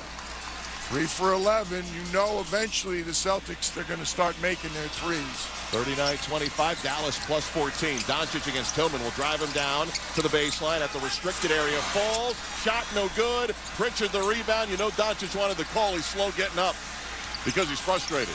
Tillman did a good job defensively. Pass to Pritchard, steps into a three, another miss, and Exum rebounds. Dante Exum was 49% from three in the regular year. Has it out on the left. Will give it up to Irving with 8.5 to go. First half here in Dallas. Kyrie Irving dribbling. Derek White backs off at the three-point line. Pass to Kleber. Grabbed from behind by Pritchard. And David Guthrie blows his whistle early before the catch. Foul on Payton will be his first. Luka's talking to James Williams, but I like the way he's talking to him. Just walked over. He's not screaming. He's not gesturing with his hands. Now he's talking to Scott Foster. The message is there, but he's delivering it in a much better fashion. They don't want to embarrass the referees. Derek Lively out. So here's Daniel Gafford back in for the first time since the first 2 minutes. Exum has it from the left, drives across the free throw line, darts across the top of the arc with 5 to shoot. Now crossing to his right against White. Gets to the dotted line. Pass to Irving. Half a second on the shot clock. Lets fly from three. Missed it. Gafford with one hand got the offensive board. That should be, tried to go up. That should be 2. Fouled. Yeah, Peyton Pritchard was trying to box him out, but that's a really tough matchup. I'll be right back, guys. And we saw in the previous play when they threw the ball in, he just grabbed him. They tried to post up. I think Joe Mazzulla is going to go to a bigger lineup. And I think they're going to go with the man who was behind him, Derek White, on the foul. You're right. Pritchard was behind him. And then I thought Pritchard fouled him, and then White fouled him. He didn't blow the whistle on the first play. He waited until Gafford shot it, so he's at the line. That might not be. Well, there we go. First of 2 is good for Daniel Gafford. The lead is 40-25 Dallas. Sam Hauser, Jason Tatum back into the Boston lineup. Gafford was 3 for 6 in the finals. Now he's 4 for 7. And we should point out Kristaps Porzingis has not entered the lineup yet. He wandered down to the scorer's table and was visiting with the officials, but never took his warm-up off. 8:04 to go in the half. Gafford second, missed it back iron, and Hauser, good job containing the free throw line, came up with the rebound. It's early, but Dallas 4 for 7 from the free throw line. Tessie, that has really been a problem for this team. 40-25 Mavericks. Brown out on top of the arc, tried to cross over Luka. Lost it momentarily. Brown with 7 to shoot. Passes off to Holiday. Holiday's going to drive by Kleber. Got deep, flips it up. No good. A rebound, Gafford. Holiday having trouble getting on track. He's 0 for 3. Boston shooting 33% in the first half. 7.5 to go. Here's Doncic. Pulls for 3. Missed it badly off to the right. Nick Karam's across the Dallas bench area out of bounds. They're 4 for 11, Kesty. I don't understand the success they're having in the paint, why they're settling for 3s. And Luka's 0 for 3 and does not have the lift on those shots. Here's Brown rising for 3. Oh, missed it badly wide right. Rebounded by Dallas. Both teams have struggled from 3. You can see Jaylen Brown, he's like, settle down, talking to himself. Yep. Here's Doncic into the lane, lost it, bats it toward the corner, and somehow Kyrie's got it. Finds Doncic in the paint, got the foul. Oh! And a chance nice. for 3 for Luka. Luka goes over and he's going to give Kyrie a hug. Really good recognition. Reminding me of that earlier play where Kyrie was just waiting to get the ball because he knew Lively was open. He was going to get it to him. Once he ran down that pass, he was in the dead left corner, and he just floated a soft lob to Luka, who was still in front of the rim. Jaylen Brown picks up his second foul. He's still in his head. He was walking by, smacking his temple as he heads to the bench for Boston. Well, he's been struggling. And again, Kesty, we talked before about how good Boston normally is not fouling shooters. This is the third time they put Luka Doncic on the line, fouled in the act of shooting. 3 for 5 at the line. Meanwhile, the Celtics are stuck on 25 points, and we're nearly midway through this second quarter. 7:03 to go. Doncic hearing some MVP chants. Free throw good. Three-point play. Boom. 16 first half points for Luka Doncic. 4 points for the Boston Celtics in the first 5 minutes of the second quarter. 18-point lead for the Mavs, their largest of the finals. Pass to White, topside catch and shoot three. Missed everything, and it goes out of bounds. Boston looking sluggish from the field. They've opened 3 for 14 from 3, and they're shooting 31% overall. 21% from downtown. Mavericks down 3 games to none, enjoying their biggest advantage so far, up 18. Here's Exum dancing with the dribble, bounces to Luka near the free throw line, guarded by Hauser. Now Luka steps back, 16-footer net. There we go. 18 for Luka. The lead grows to 20. Dallas in front as Joe Mazzulla calls for time. Dallas, really complete performance. 20-point That dude's losing his voice. For the Mavericks as they rise to their feet. That guy, at American Airlines he can barely Center talk. with 6:35 to go in the half. Mavs 45, Boston 25. This is the 2024 NBA Finals on ESPN Radio and the ESPN app, presented by Indeed. That guy was losing his voice, was he not? He could barely talk right there at the end. Wow. Let's see if I can find some stats on the game here.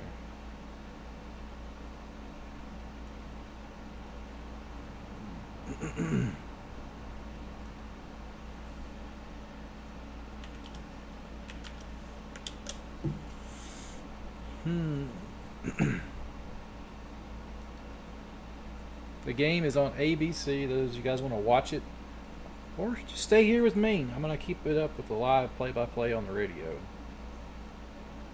Let's see this box score, see if it shows everything.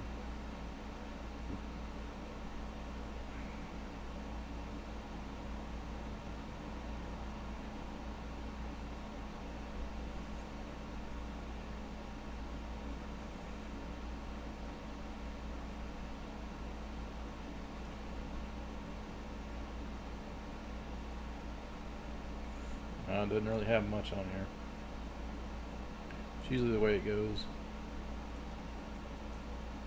Everyone makes it home safe.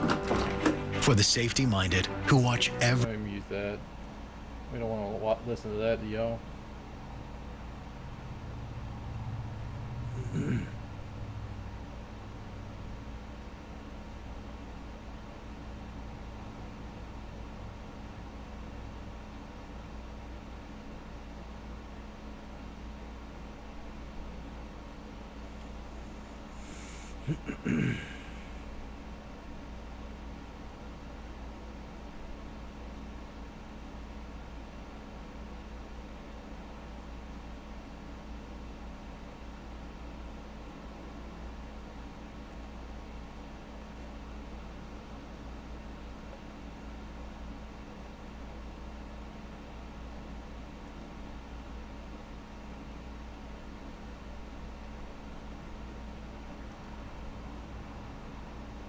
We're still sitting at 14 likes, everybody. So don't forget to hit that like button, share with your friends, family. Let's get this number up. We need to get the number up. The number of people in here watching it with us. So with your help, we can do that. You should be coming back now. PJ Carlissimo, George Donato, back to you. All right, Tim, I think Mavericks fans are wondering that as well. George, what do you got? Yeah, Kesty, I was behind the Celtics bench, and Al Horford took control and was telling the guys, just stay with it. Stay what you're doing defensively. Keep contesting. They'll let us back in it. stay with it. I'll tell you what, George, Dallas is doing it every way possible. Their two stars have 27 points and 5 assists. That's Kyrie Irving and Luka Doncic. 12-3 off the bench, keyed by Derek Lively. He's got 5 points and 7 boards. Their defense is exceptional. They've had the Celtics to 31% from the field, 21% from 3. They lead in paint points 26-12, and they lead in second chance points 9-0. Other than that, they're not doing that much. Well, 2 field goals in the last 6+ minutes for Boston, dating back to the first quarter as they rush it up to the left to the Celtics out of the timeout with 6:25 to go in the half. Derek White dribbling on top, terminates, goes to Tatum, who's pushed all the way out by Kyrie, and Tatum not happy with it, pushes back all the way to the free throw line. Tatum now puts our left shoulder right into Kyrie and knocks him down. Charge! And it's an offensive foul on Tatum. You saw that coming from a mile away. Yeah, Kyrie stayed right up against him, and there really was no room for Jason to get beyond him. David Guthrie, the official, with the call, and I think a good call. The Boston Celtics, if you're wondering, they've won 10 in a row since that Game 2 loss to Cleveland.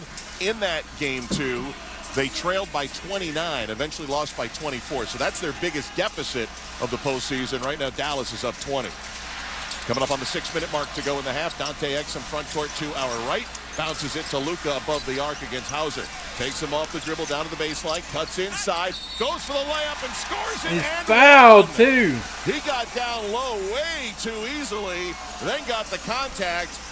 Luka already with 20 points and another free throw coming. Yeah, Sam Hauser's asking David Guthrie, what did I do? I didn't even touch him, but we should point out, we're watching the replay right now, I think he's got it right. There was not very little contact there. Those 10 straight wins, most in the history of the Boston Celtics in the playoffs. There's contact. Don't let him lie to you. 7 in a row on the road. That's right. You could see him slap. He slapped his arm. Completes the three-point play, and 9 straight if you go back to last year. They've been so good on the road the last 3 postseasons. 9 straight Dallas points. The lead is 23 for Dallas. Who saw that coming? Here's Tatum all the way back to half court with 9 to shoot. Makes a run at Luka. Passes into the left corner. Up top to White. His angle 3. Pops in and out. Offensive rebound. Poked away from Horford. Everything going Dallas's way in the first half. Exum with 5.5 to go in the second. Lifts it to half court to Luka. It's the third Boston 3 that literally went halfway down and came out. They've missed 12 of 15 from deep. And here's Luka. Passing to Kyrie, Irving into the lane, flips it up with the right hand, lays it in, and the lead grows. Dallas doubling up Boston, 50-25. Dallas has more paint points than Boston has points on the scoreboard. From the corner, Hauser drains a 3 with the long arms of Gafford closing out on him. And that ends the long Dallas run. 5 minutes to go here in the half, 50-28. Dallas needing a win, down 3-love. They go to Doncic up high, switching defense. Hauser now on Luka. Drives him to the circle, to the dotted line. One-legged jumper's good. 23 first half points for Luka Doncic. 3 rebounds, 3 assists, and a steal also.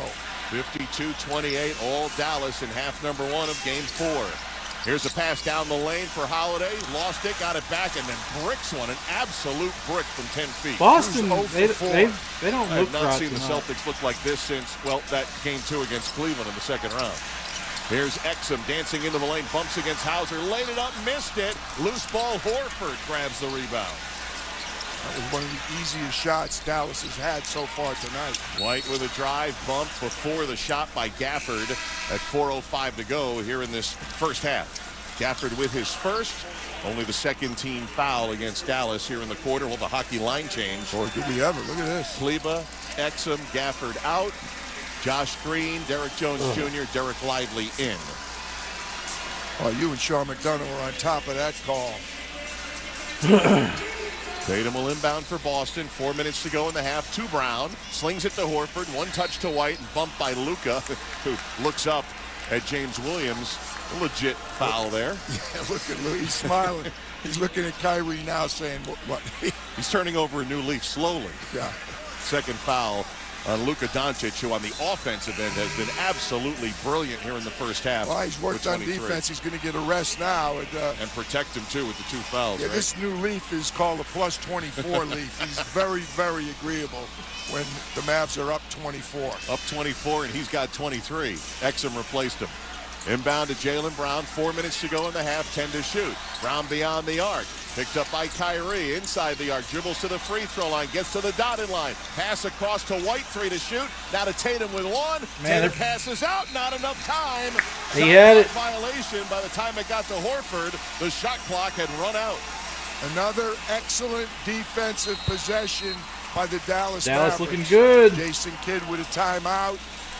Wants to make sure that they finish this half. He's telling his guys in his timeout, guys, we got 3 minutes and 47 seconds.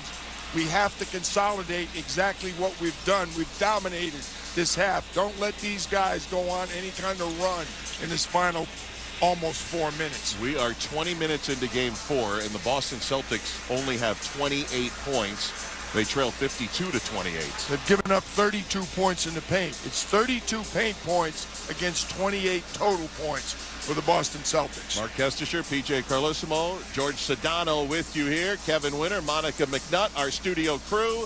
John Medani, our producer. Al Rosenberg, Dave Sniff, our engineers, wherever you may be listening. We thank you for joining us here, the NBA on ESPN Radio from American Airlines Center in Dallas. And if necessary, Game 5 of this series will be in Boston on Monday night, 7 Eastern Time, 6 Central. Right now, Dallas looks like they're going to try to make it necessary, but we got a long way to go with Dallas out in front, 52-28. Luka, PJ, has 23 points, the most points in a half in Mavericks final history. Remember, he almost did it the other night. 24 by Dirk Nowitzki in that Game 2 comeback in the 11 finals, Dallas against Miami. I don't think Jay Kidd will put him back in except for maybe a last-second offensive situation. And if he does, that record will go. Dallas will have it out of the timeout into Josh Green. Green will bring it up from left to right with 3:40 to go in the half. Look who's on the floor. There he is. Luka's in. Pass to Lively in the high post. Gives to Kyrie Irving. Irving inside the arc. Twitches once, twitches twice, goes to his left, drives down the lane, tough angle shot. It's the side of the backboard, and it goes out of bounds. Tried to save it, Irving, but he lost it. That was a little payback there. Jason Tatum was all over Kyrie. The little one-on-one going on out there. Right, attack Luka. They've been doing it anyway the whole series. Brown does not. They work it around the horn to Tatum. Baseline drive into Jones. Puts it up, circles the rim, falls off, and Scott Foster waited for that ball to come off the rim before he blew the whistle and a foul on Dallas. Spun out. What? Luka can't believe it. Luka wants a challenge.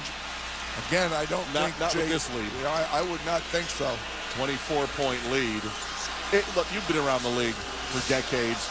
We've watched basketball for a long time. That has happened in the history of this game, where you're waiting to see does it go in or go out and blow the whistle as Tatum hits the first. It used to be it was considered good officiating. You know, it was like those plays where there was a slight foul and the ball gets knocked out of bounds. Instead of calling the foul on the guy, you just point the other way and give the team the ball. But they're against that now. They want to quantify everything. They analyze every call. They do an exceptional job rating the officials. And we should point out the 12 officials that are here, the 12 who are rated highest. Tatum made 2 free throws. Dallas with a 22-point lead. Irving's 3 misses from the right. Another offensive rebound to Derek Lively, and there's also a foul on the play. Scott Foster, our lead official, going to call Derek White for a foul, and that's going to be his second. And they're in the penalty. 2:57 to he's go. Pushing Lively here in this second quarter, in which Boston has been limited to 9 points. Well, it just tells you the fact that they're in the penalty, what Boston's defense has been like tonight. Lively. Come on, Lively. First of 2. Derek, the one part of his game he'll have to work on is at the stripe. 50% regular year, 59 so far in the postseason. Is that a Dirk record that you said that 24? And, yes. Who's sitting right opposite you over there? Yeah, Mr. Doncic might own that record before long as Lively splits the pair. 2:57 to go in the half. Dallas by 23. 53-30. Boston with it from the right. Holiday gives it to Brown. Brown against Josh Green, drives into the lane, gathers, shot blocked out of bounds emphatically by Derek Jones Jr. These are the others who've struggled in the series coming through tonight. Well, I'm talking about struggling. Al Horford is yet to score. Derek White is 1 for 5. Drew Holiday is 0 for 4. This will be a baseline trigger for Boston in the front court with Tatum. And Peyton Pritchard is 0 for 3 off the bench. Tatum looking, finds Brown, runs to the deep left corner, 10 to shoot, gives to Horford. They work it around to the right side to Holiday. Ball fake on the 3, drives and kicks. Brown left corner 3 on its way, no good. Rebounded by Dallas, another Boston miss from deep. They're 4 for 17 in the half. Luka looking for the best first half scoring in Dallas playoff history. Will pass it out to Green, who is fouled on a 3-point shot in the right corner, and Dallas will get 3 free throws, 2:24 to go in the half. Jaylen Brown picking up his 3rd foul, and he continues to really beat himself up mentally, Jaylen Brown, as he walks by the Boston bench. Well, one of the cardinal sins for Boston Celtic defense is to foul a shooter, and they have done it repeatedly this evening. And Dallas has unfortunately repeatedly missed free throws. Another miss. They've missed 5 out of 12. Well, again, there's no surprise there. They're 16th in free throw shooting of the 16 playoff teams, and they were 27. Josh Green clangs the second one. They were 27 in the regular season of the 30 NBA teams. Simply put, they're a bad free throw shooting team. I know Josh Green's not a great free throw shooter, but he only missed 3 free throws in the entire postseason, and he might match that right here. He's got one more coming. 2:24 to go in the second. Dallas 53, Boston 30. Must-win night for the Mavs. Green gets one of them, and it's back to a 24-point lead. Drew Holiday will bring it up with Tatum and White and Horford and Pritchard. 2:15 to go in the half. Holiday stops the dribble between the rings, goes to Horford, 3-point line, back to Holiday for 3. Missed it badly to the left. Another 3-point miss for the Celtics. Luka brings it up with 23 points working against Pritchard, who tried to poke it away. Luka from the right, left-hand dribble into the high post. Keep hitting that like button, everybody. Spins, fades, fires short. Rebound out of bounds. That should be Dallas ball. By Boston. Won't be an individual rebound, but again, it's a team offensive rebound for Dallas. Another opportunity. They've been crushing them on the offensive glass here in the half. Inbound to Irving. Minute 54 to go in the half. Baseline right. Steps back. 3-pointer, no. Tapped out by Lively. Another offensive board. Over to Luka for 3. Oh, man, that was close. Rebounded by Holiday. 8 offensive rebounds already for the Mavs. Minute 40 left in the half. Tatum cut off by Green on the left wing. Now they're switching. Kyrie's got Tatum. Goes to the left hand to the right hand. Dribbles down to the free throw line. Spins into the lane and got some contact. He was looking to pass to Pritchard. I'll give him that one. Foul's going to be on Kyrie Irving. 2 shots. They're in the penalty. And the bonus either Those way. 2 are going at each other. There's no question about that. Jason Tatum and Kyrie Irving. Derek Lively, by the way. Yeah. 10 rebounds overall, 6 of them on the offensive glass. He came in about 2.5 minutes into game 4. Jason Kidd put him into the lineup, and he has delivered across the board as Tatum hits the first of 2. I would say he's got a significant leg up on his back-to-back double-double. He's third. He's got 3 already. Lively was the 12th pick in the draft. Oklahoma City picked him, but picked him for Dallas. It was a draft night deal. Remember, he made 42 starts as a rookie, and then when Gafford came over, Lively came off the bench, and all the pieces fell into place for the Mavericks as Tatum hits 2 more free throws, and he's got 15 in the half. Boston still down 22. Yeah, back on March 7th, Jay Kidd changed the lineup. He put Derek Jones Jr. as a starter and Daniel Gafford as a starter, and they have not looked back since. Here's Kyrie Irving, sends it to Kleber in the corner, 9 to shoot, foul on the floor, and that's going to put Dallas in the bonus. With 1:11 to go here in the half. They get Al Horford on that one? I think they got Payton. No, I thought. Yep, 1-1. Number 11, the jersey number. Believe it or not, Chesty, these will be the 15th and 16th free throws that Dallas has already attempted tonight. And the first one is good for Maxi Kleber. Free throws for the Mavericks, 9 out of 15. Overall, they're shooting 50% from the field, while the Celtics are below 30% shooting. A putrid first half for the Celtics. I'll tell you what, Boston allows the fewest free throw attempts in the league in the playoffs. 13.7 a game. They've already exceeded that tonight. Kleber hit both. 24-point lead. Dallas 56-32. We're coming up on a minute to go in the half. A decisive first half for the Mavericks. Tatum receives the pass up top. Right-hand dribble against Lively. Tries to get by him. Drives down the lane into Kleber, who affects the shot. Loose ball, and Kleber snatches it away in bounds. Gives it to Luka. Busting into the front court. Three-point line. Free throw line. Off the There we go. Can they get 30 points up on them or close? A new Dallas record. Dirk Nowitzki seems pleased with that.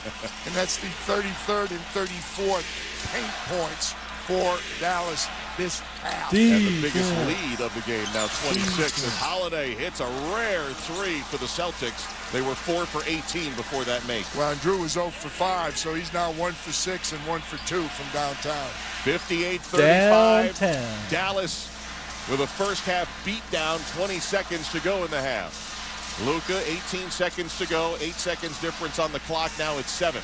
Here's Doncic crossing left, crossing right, gets by Horford, passes out last minute to Kleber for 3, hits it. Bam! Shot clock. The Dallas Mavericks with a punctuation point to the half. 6 seconds to go in the second. 61-35 Mavs. Pass on top to Tatum. Last second three won't count if it goes. They did not make it. And what an opening half for the Mavericks, who trailed 3 games to none, but are dominating Boston up 26 at the break. That's the I said is one of the keys tonight, whether the Dallas Mavericks wanted to get on that plane to Boston or not. Clearly, they do. The Boston Celtics only scored 11 points in the second quarter, and it's the Mavericks 61, Celtics 35. We are at the half as we send it to Kevin Winter and Monica McNutt in the studio with the AutoZone halftime report. Chesty, PJ, George get deals for Dad to the 16th with AutoZone's Father's Day sale. Save on brakes, wash, wax, and more. Now through the 16th, get in the zone. AutoZone 61-35. Boston hitting just 3 shots from the floor in that second quarter. They go 3 for 16, and the Dallas Mavericks up 26. Crazy. Here in game number 4, a must-win. Coming up next on the AutoZone halftime report, how much of this was Dallas? How much of this was Boston? How much of this for Dallas is sustainable beyond tonight? Lots of questions from Monica McNutt as the Mavericks are halfway home to sending this series back to Boston on a Monday night. 61-35, Mavericks lead Game 4 by 26. This is the NBA Finals exclusively on ESPN Radio and the ESPN app. Lieutenant Ray indeed. Get the champagne ready. The NBA Finals are here. Welcome to the NBA Finals. Let's raise our glasses and our rings. To the raise 2 our glasses, phenomenal guys. teams left standing. Here's to high-stakes action, to thrilling moments we can't miss. He ties the game at the buzzer. And to crowning our next champion. Here's a toast to the NBA Finals. The 2024 NBA Finals, presented by YouTube TV, continue on ABC. Hey, Bailey. Progressive presents things on you a know, contractor's to-do honestly, list that are harder. There's always a chance, but it's going to be really tough. Boston's a good team. Boston's really good. They did not show up tonight for sure. I got to mute this radio here. But what do you think? What's your opinion on it? Do you think they can come back? Going to at least make it 3-1. So they can hang on this lead they got and stay consistent, play aggressive. Because honestly, Boston's played aggressive the whole series, but they're not on their game tonight. So I'm just glad it's not a sweep. Well, I mean, not speak too soon. I don't want to see a sweep. I want to see it stay a close game. This is a blowout. Not too much of a fan of it. I'd rather see a closer game. But Mavs really got to win. And I'll tell you this, Boston's not out of it. They may come back second half and shock us. They can. So We'll see. Mavs in 7. Man, that would be awesome. It's never happened. It's never happened in NBA history. So that would be a first if they could do it. Keep the intensity that they have and carry it through, because they go back to Boston. Yeah, I mean, look over here. I'll have to move this for a second. Where'd it go? So yeah, if they win, if they can win tonight, take it back to Boston. Where's the schedule? Come on, ESPN. ESPN site sometimes. You click on these little tabs and they don't work. I don't know why.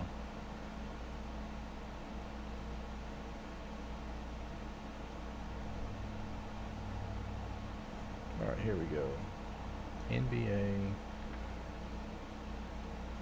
So it would go to the 17th, as far as they go. So it'd go to Boston on the 17th, which would be Monday, I think. Yeah.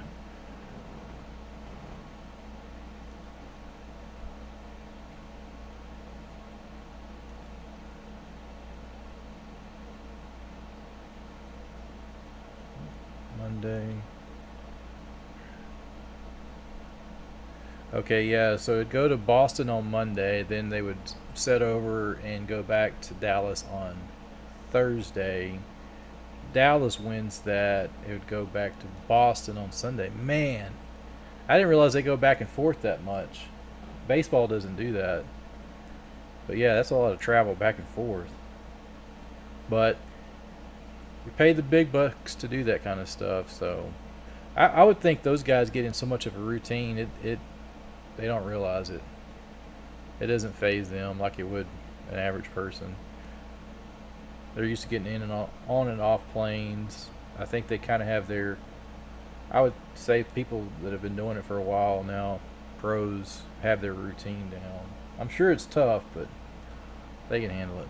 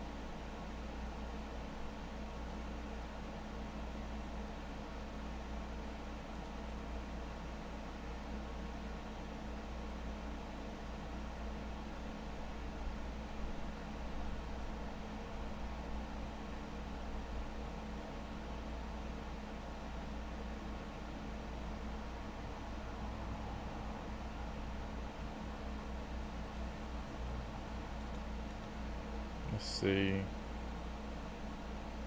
See if they got some, like... No, I'm still not seeing anything here. Just unmute this radio for a second. Sometimes it's unbearable. Doncic with 25 in the first half, but really? There we go. I think this is only the second time in the series where there's only one double-digit score for the Celtics at halftime. Let's also do this. Boston was up 29 in game number 1. They led by 21 at the half. I said, is it over? And you said, hell no. How does Boston come back and make this a game? They've got to settle down. George Sedano, our colleague, reported early in this ball game that Al Horford said you just got to keep doing what you're doing and walking them down. Now, I do think there's a few places that there needs to be some adjustments if you're the Celtics. They've got to be a little bit better on the defensive end. They need to do a better job of getting the defensive rebounds to end possessions, and they got to put a little bit more pressure on Luka. But you hold Kyrie to 11 in the first half. He hits a 3, but other than that, not a ton of highlight plays from him. On their offense, because everybody else is stepping up. They've got to look to be crisper. I'm not sure. It's probably a combination of playing with speed before Dallas can get down there defensively, but also in their half court, they got to get back to trusting their offense and moving I don't the know basketball. where Rowan's at. Did not move. It stuck an awful lot in the first half. McDonough will talk to you on the postgame show. Great stuff. Appreciate it. Good. Monica McNutt inside American Airlines Center. That'll do it for us on the Golders on Half the Report. 26-point Dallas lead. This is Game 4 of the NBA Finals on ESPN Radio, the ESPN app. So don't forget to hit that like button, guys, on the stream. Let's boost this up to get more people in here.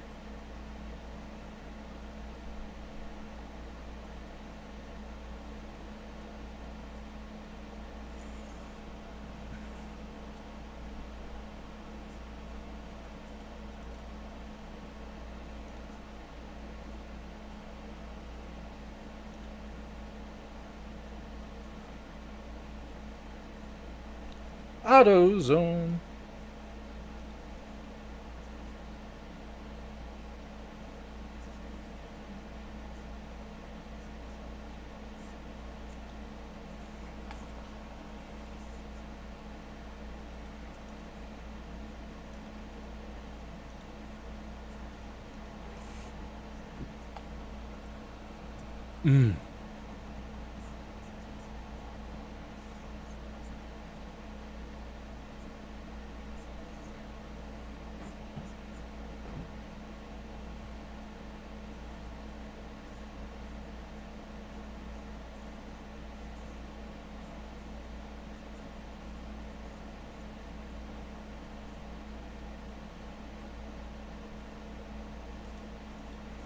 Pro wrestling.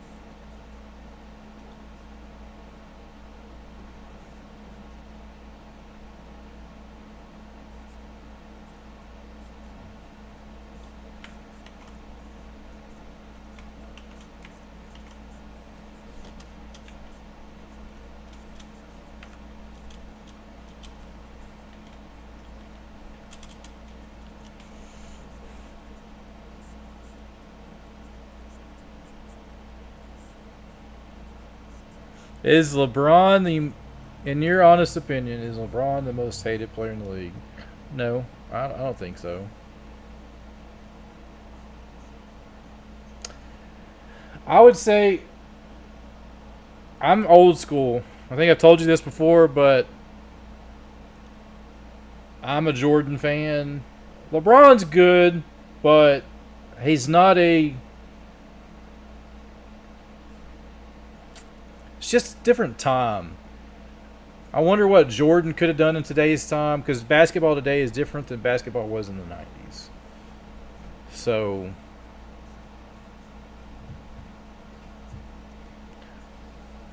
I'm not going to say that, yeah, he's a Hall of Famer. He's going to be a top-tier player. But I'm still a Jordan fan. Huge Jordan fan.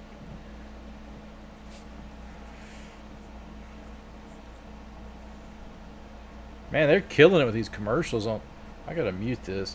So, a cool way to listen to a game, if y'all have never done it before, is pull up the radio and pull up the live broadcast footage.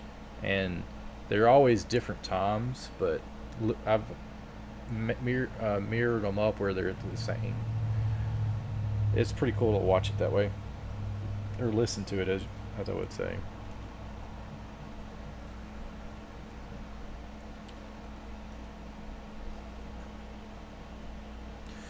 KimbroBella will not be on the stream tonight. She's been in chat. I just now saw that. Yeah, KimbroBella's been in chat. She will not be on the stream tonight.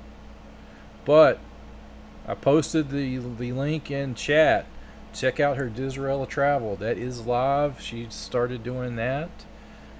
If your friends or family or anybody you know is going to plan a vacation, be sure to check her out and let her help you with that. So, much appreciated. Share it with everybody you know. Post it on Facebook. I'm going to do some posts probably tomorrow. Make some posts for her too. But it's Disraeli. I'll copy it again and put it in chat if y'all don't see it. Where'd that go? Well, the copy didn't work. Way to go, YouTube. I can't copy from there. I have to go... Wow, it threw in everything. Why does it do that? Come on, YouTube. Let's don't be finicky. Alright. Let me just open it here. Copy there. This will work. That is her up there. Oh, who's the most hated player? Man, I don't follow basketball 100% to know who's the most hated player, but back when I watched it, one of the most hated players was none other than Dennis Rodman. A lot of people back in the day did not like Dennis Rodman.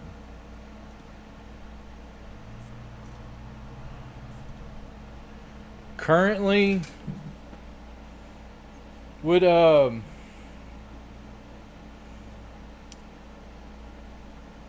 know a lot of guys used to complain that LeBron flopped a lot. I remember that. But as far as hated, I don't know. Who in your opinion is the most hated?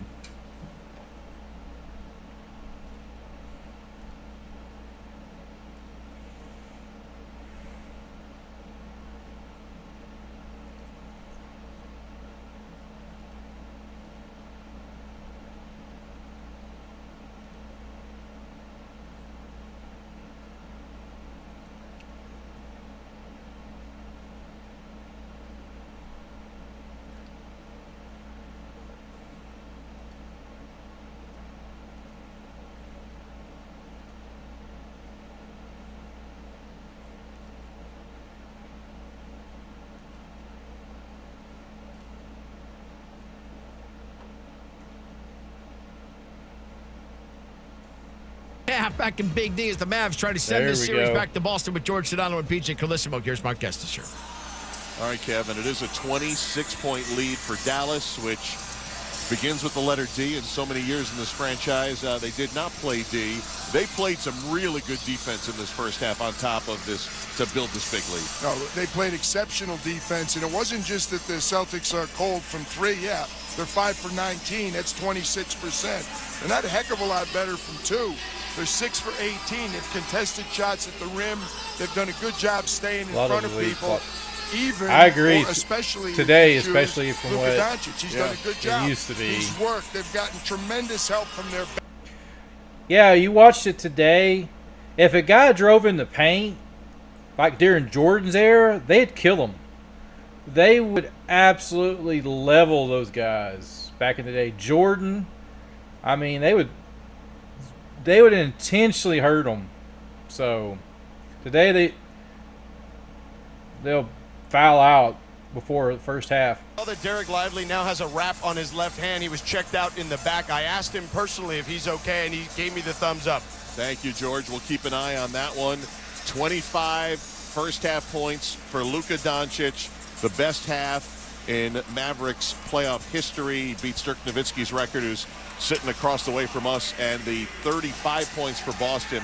Not only the worst of the year for Boston, it is the least amount of points in any half in the 2 years of Joe Mazzulla, who's been outstanding as head coach of the Celtics. Yeah, that half will break every negative record that Boston has acquired over the course of this year. And to put another one, Kyrie and Luka have accounted for 50 of the 61 points, either scoring or assisting. Luka sends it to Gafford in the low post against Tatum. Wheel shot, no. Again, wow. That whistle. Foul's going to go on Tatum, who kind of lightly snacks the ball into the deck and then quickly grabbed it as it was on its way up.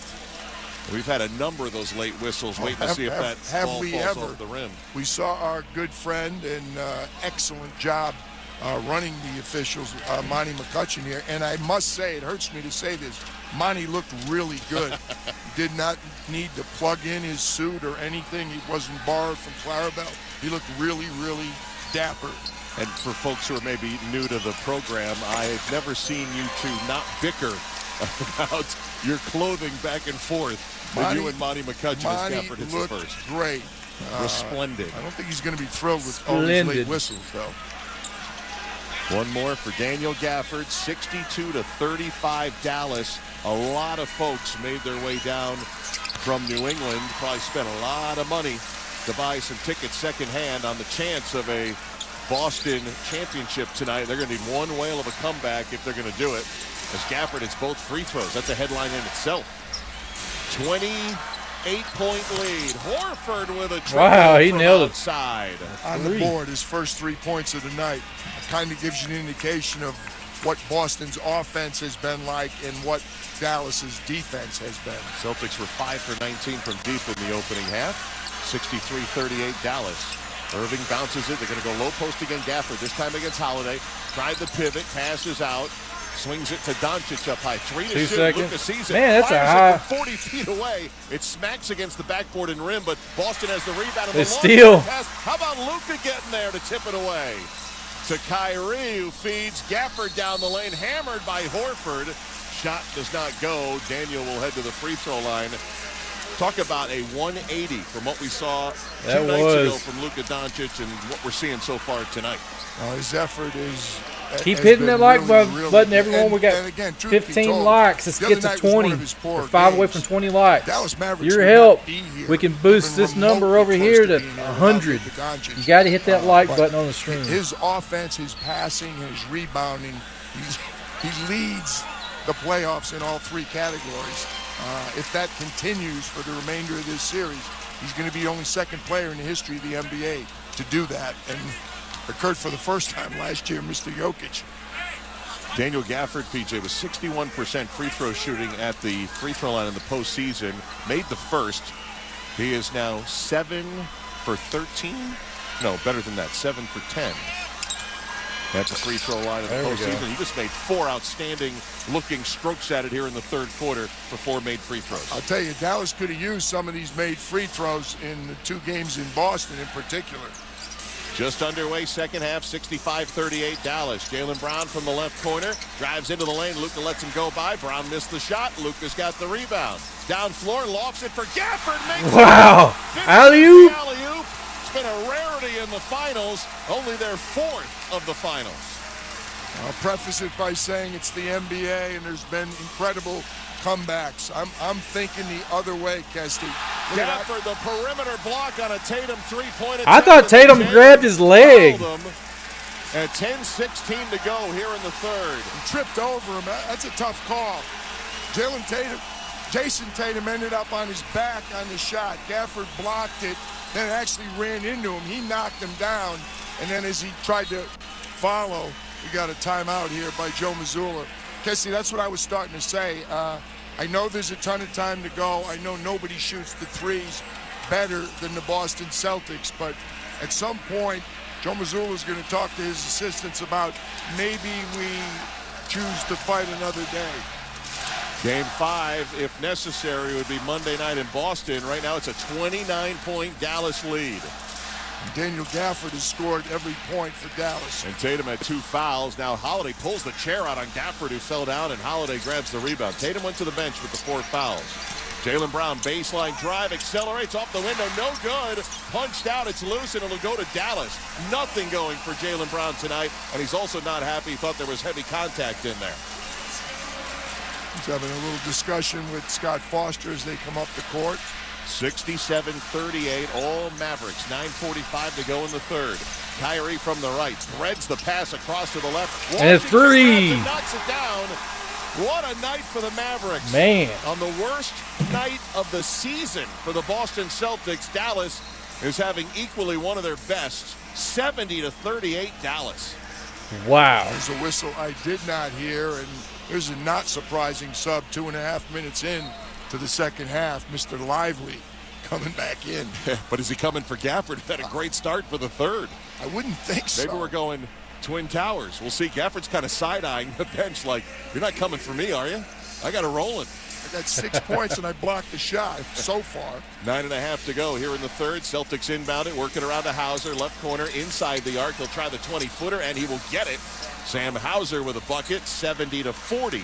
Dallas's lead was at 32. Now it's down to 30. Mr. Nowitzki has returned. Hard not to see him get into his seat. Pass to the corner. Jones hits the triple. As rare as the alley-oop was in the finals, so were the corner threes. And Derrick Jones Jr. gets one there. 33-point lead for the Mavericks. 33 points. Brown will drive on Washington. Got fouled by PJ on his way down the lane. 8:53 to go in the third, and 2 free throws coming for Brown. It's one of the few times tonight Boston has been able to get by their primary defender.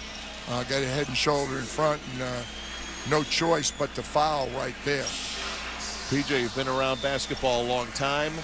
A game you have to win, but you have a 30-point lead. It has to be a tough conundrum to try to keep your intensity going as Brown hits the first of two. I mean, you don't get to practice it very much, that's for sure.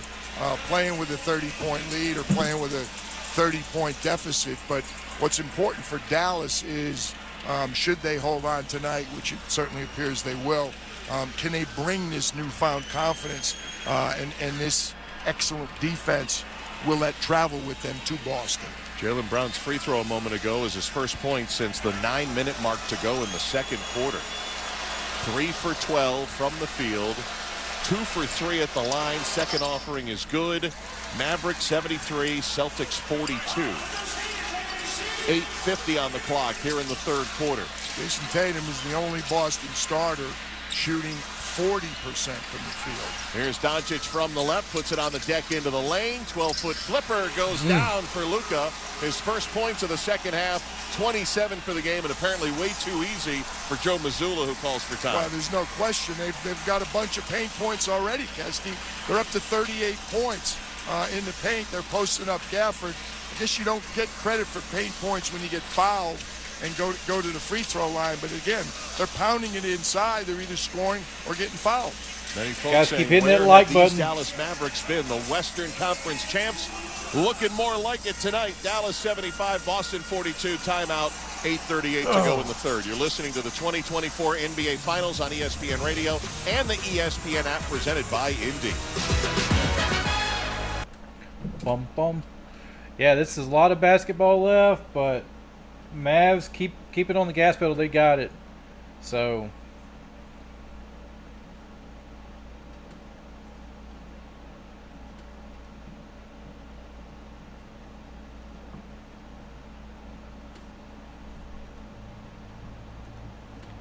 I don't know.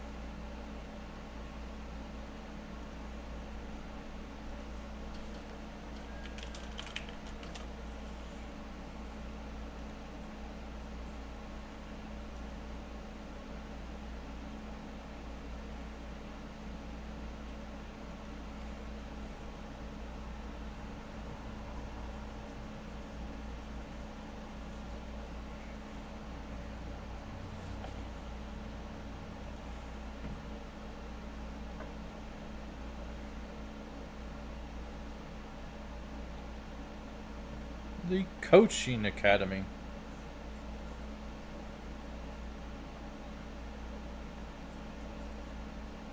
Well, these commercials will drive you insane sometimes. I swear. Come on.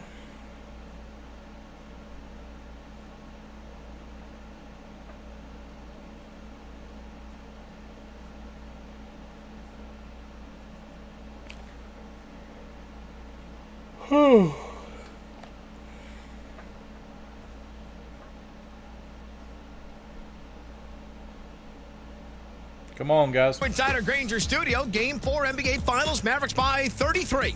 You heard me right. Boston's 33. largest loss during the regular season was also by 33. That came in January in Milwaukee on the second night of a back-to-back.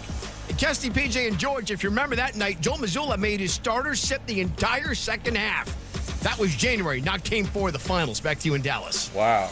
And their starters been talking to themselves right in the middle of the floor right now as we check in with George. Kesty behind the Boston bench. That's where I was planted a moment ago. And Al Horford was telling the guys, the Mavericks are getting whatever they want. That's not who we are. Let's go get to our identity. PJ, great start to the second half for Dallas. Here is the lead of 75-42. And they're pounding it inside. They're getting whatever they want. They're also making free throws. There's the news flash. 4 for 4 so far in the second half. Boston is shooting the ball better so far. They're 2 for 5, but That pales with the 4 for 6 Dallas has going. 8.5 left in the third. Derek White across the top. Picked up by Luka. He's played some good defense tonight. White against Luka, rises over the outstretched arm of Luka, missed it, and saved by Lively. Nice. Good defense by Luka, and not good shot selection by Derek White. They have crushed Luka, Boston has, but not tonight, as Irving misses a 3 from the right. Ball knocked away by Derek Jones Jr. Kind of reached for his shoulder a little bit that time as he extended. Boston has it going the other way. Holiday from the left. We're under 8 minutes to go in the third. Dribble handoff White. Back to Holiday at the right angle. He'll take the 3. He'll miss it. Flying in Horford for the rebound. Couldn't hang on, though. And it's out of bounds to the Mavericks. Boy, it's one of those nights for Drew Holiday. 1 for 7. Let's go. He and Derek White keep hitting the like button, 13. guys. The outstanding backcourt for the Boston Celtics. You know who's really cooled off, Kesty, also? Kyrie was 4 for 7, had 9 points in the first quarter. He's only scored 2 since then. It's primarily been Luka. Now, Kyrie has passed the ball very well, but he has not scored very much since the first quarter.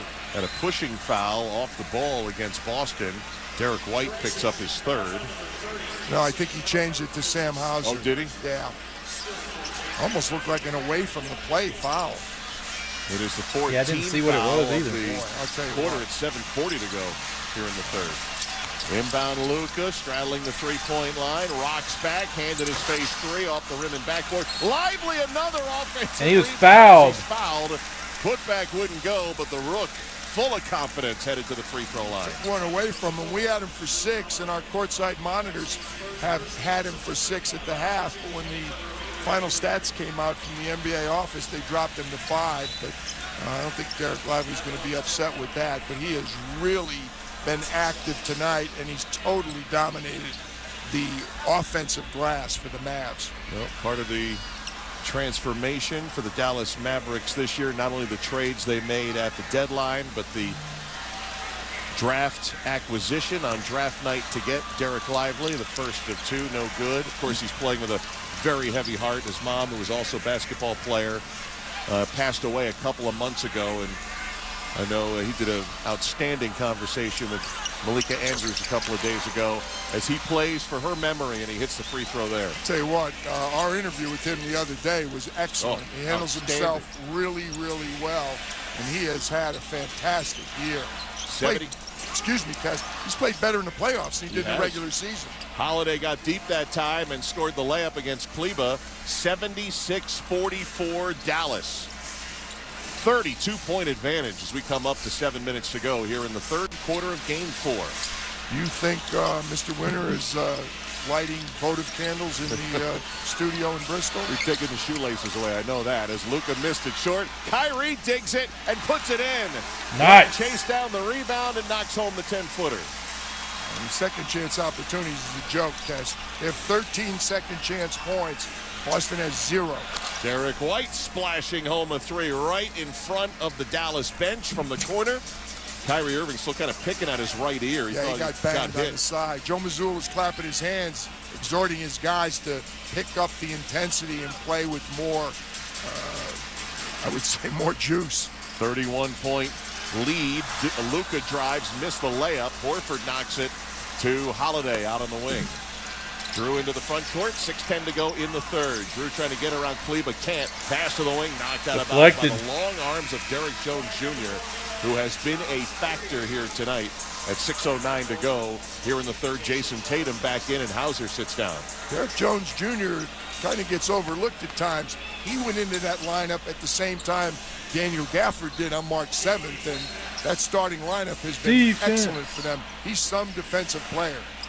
Celtics trailing big, 78-47. They inbound. Derek White tripped, and as he's falling down, was trying to gather. Foul's going to be on Luka. Yeah, that'll be his side out. Scott Foster's not buying the gather on that. Third team foul against Dallas. Tatum will walk over to the left sideline at 6:07 to go here in the third. He's rubbing his thigh. But Derek Gafford, Tess, we're talking about his defense, the guys he's covered so far in this playoffs. Well, let's get this inbound and I'll finish my thought. Tatum will be handed the ball, has it, gets it into Drew Holiday. 14 to shoot. Holiday beyond the arc against Luka. Drives by him. Luka tapped it. It's loose. And Lively's got it. Nice. Luka playing some defense tonight. Up ahead to Kleba. Layup. No. And Tatum. Oh. Here's the rebound. Boston has numbers here. Tatum middle of the floor. Left side to Holiday. Dances beyond the arc to Tatum in the corner. Irving has him. Tatum inside the arc. Now to Brown on the left. Pass inside. Another tip and deflection and a Dallas steal. Josh Green had it poked away by Holiday. They'll rule last touch by Drew. It'll be Dallas ball. Yeah, they went so far, so quickly in transition, the referees didn't catch up. There was a foul. He raked him, but they gave him the ball out of bounds. 5:37 on the clock here in the third. 78-47, Dallas. Luka to inbound baseline into Irving. White gets all over him in that left corner. Right-hand dribble into the mid-post.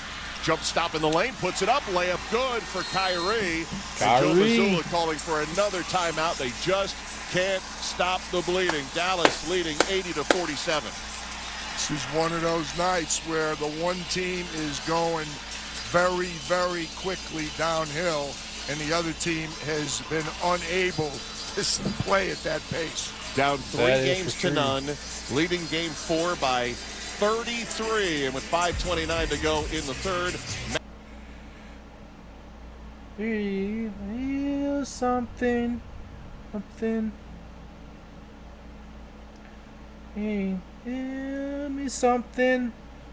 Guys, don't forget, hit that like button. We're at 15 likes. Let's get to 30 likes. Could we do that on the stream? We're over halfway through the third quarter. With your help, we can do that. Hit that like button, smash it, share this with friends, family. If you're new here, hit subscribe. KimbroNator here.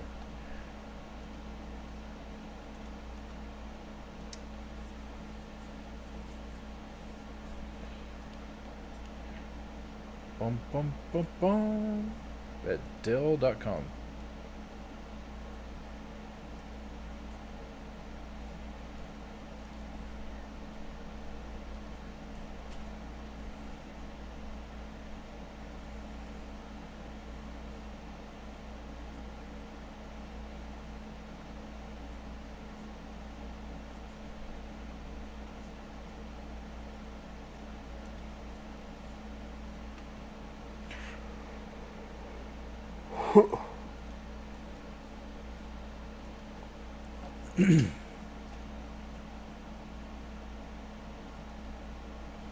Free installation. Sure, I want a new bathroom. Don't you want a new bathroom? Nah.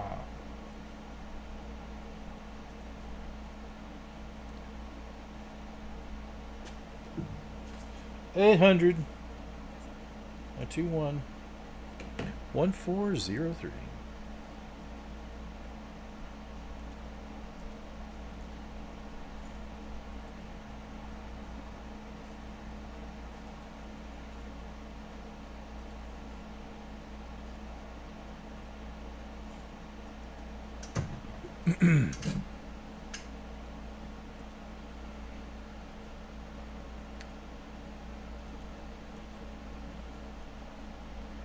Granger.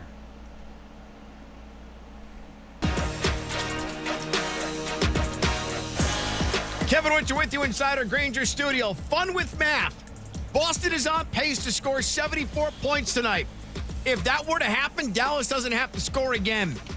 17:29 to go in the ball game. It's Dallas 80, Boston 47. Get the feeling the white flag's getting close to coming out. Mark Kessinger, PJ Calissimo, George Sedano, back to you. And in case you're wondering, Kev, the biggest finals blowout, 42 points. Remember that game? Bulls beat Utah in 1998, 96-54. Well, I tell you, one of the stats, I mean, there's so many stats tonight, it's take your pick. But second chance points is 15-0 in favor of Dallas, who's just owning the offensive boards. Should point out, though, coming into tonight, the number 2 team in the playoffs in terms of fewest second chance points allowed is the Boston Celtics. They're just getting drilled at something they usually excel in. 10 offensive rebounds for the Mavs, 7 for Derek Lively. That ties his career high as a rookie. Here's Holiday, baseline right, into the lane against Luka. Again, knocked the ball away, and out of bounds it goes. What a night by Luka Doncic. 27 points and playing some Major League D tonight. They'll wipe up the perspiration. Luka's, Dallas will take it. Surprisingly to me, Kesty took a lot of heat in the last couple days since Game 3, and he certainly has provided an answer to the critics so far. Might have been stewing the last 48 hours. Doncic looks back to the opposite end, sees the shot clock at 9. Now takes Horford and passes to the corner. Green off the bounce, drives hard, missed the shot. Might have been deflected by Boston. Drew Holiday got a piece of that. Here's Brown the other way, goes right into Kleber, sends it outside to Holiday. Now he drives and floats it up and in. A staple to the Boston game. Drive hard, pass out to a perimeter runner. Yeah, and it started with a block and a defensive rebound. Defensive rebounds have been hard to come by. Kyrie just goes and lays it up, showed the right hand and just flipped it up and in. He and Jason Tatum have been going at each other every night. It's like a one-on-one game within the bigger game. Holiday, 3 from the right, goes down again in front of the Mavs bench. It's 82-52. Celtics still down 30 despite that make. Drew Holiday started 1 for 5, I believe. He's certainly heated up since then. 3 for 5 since. Irving into the front court. 4 minutes to go here in the third. Crowd trying to keep itself engaged. Here's Doncic, tough angled shot, good again, taking on Tatum. That was Kyrie. Drove at him, faded laterally, and knocked home the J. That was not Luka, that was Kyrie shot that. He's got 19 points in Game 4. Here's Brown driving, kicking to the left corner. White's 3, no, and Doncic has the rebound. Luka front court. Luka jump pass to Kleber on the right. Now to Green. No look pass. Lively for the slam. And the rookie continues to impress here in Game 4. He's on the verge of that double-double. He's up to 9 points. Boston turns it over. Lively comes up with it. Doncic to Irving. Hits the rolling Lively. Lively. On the slam. All Dallas. Timeout Joe Mazzulla. 88-52. 88-52. 11 points and 12 rebounds here in a must-have Game 4. Well, I tell you what, I'm looking out, Kesty. Sam Cassell's in an discussion. He was we still have the fourth quarter, guys. On the other end of the floor. He's at the. We still have the fourth quarter to go. We got 3:18 in the third, and they have 88 points.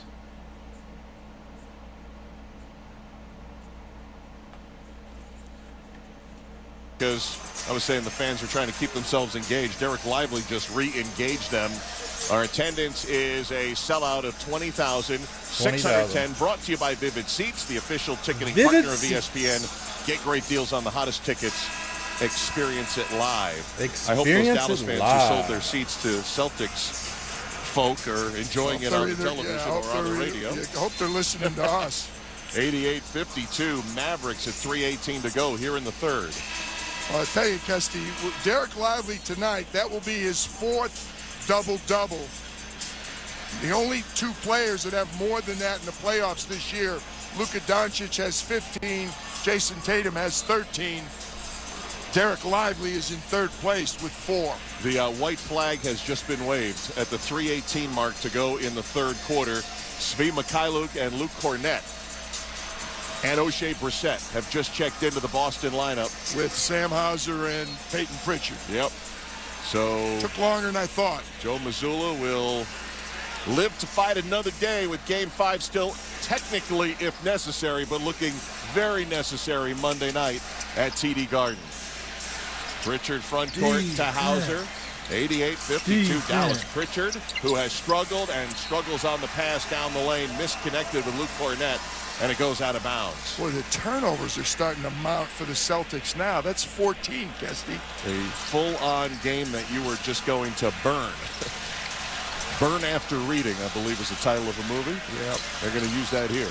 Here's Doncic at the top. How long will Jason Kidd go with his main unit? Doncic, tough angle, squirts one in from about 5 feet away. Luka up to 29. I would think not long. J. Kidd is smart enough to realize he doesn't want to get any of the players hurt, much less the 2 big guns.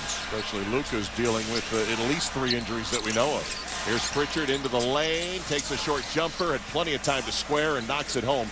A rare make for Pritchard. I think it's only his second field goal of the finals. Yeah, Payton's really struggled. Yeah, he's 1 for 4. Hey, guys, don't forget to drop your votes. Which was that buzzer-beating 3 at the end of the third. I don't know who's going to win. We got 29 votes. Easy layup for Kyrie Irving, who's now up to 21 points. 92-54 Dallas. We're going to have to get out our little encyclopedia, see what the points in the paint record is. Good call. Here's Hauser behind the screen 3. Good for Sam Hauser. Knocking home the triple with 1:50 to go in the third. Still a 35-point advantage for the Mavericks, who've led by as many as 38. Luka between the rings 3, no. Tapped out by Green, chased down by Green before he went over half court. 10 seconds to shoot. Kyrie over to Luka, sidestep left, firing a 3, and we got a wedgie. Wedgie ball. Stuck in the rim. And the backboard on probably Luka's last shot attempt of Game 4. I think that is the case. Well, he won't get over 30 points tonight, but we will get a center jump. And now Dwight Powell comes in. Kyrie Irving is out. Luka is out. And you know Derek Lively should bathe in the glow of this standing O as well as he heads to the bench. They're getting a standing ovation. Very similar stats. Kesty, he had 11 points and 13 rebounds in Game 3, 11 points and 12 rebounds in Game 4. Derek Lively. Got a center jump coming up. It's like Kleba and Cornette at 1:29 to go in the third. And the tap is controlled by Boston, trailing 92-57. Give you some numbers in a little bit as we bridge the fourth quarter from Game 3 and stitch it into this game for some major momentum for Dallas potentially. Here's Pritchard from the right, crossing nothing, goes to Hauser, goes to his left, gets an open look, he and made connects again. Back-to-back triples for Hauser. Well, Sam Hauser and Peyton Pritchard would do well to get a couple more shots going in just to set them up for Game 5 action. 92-60 Dallas. Floater from Jaden Hardy, who misses, but Powell, great save on the baseline.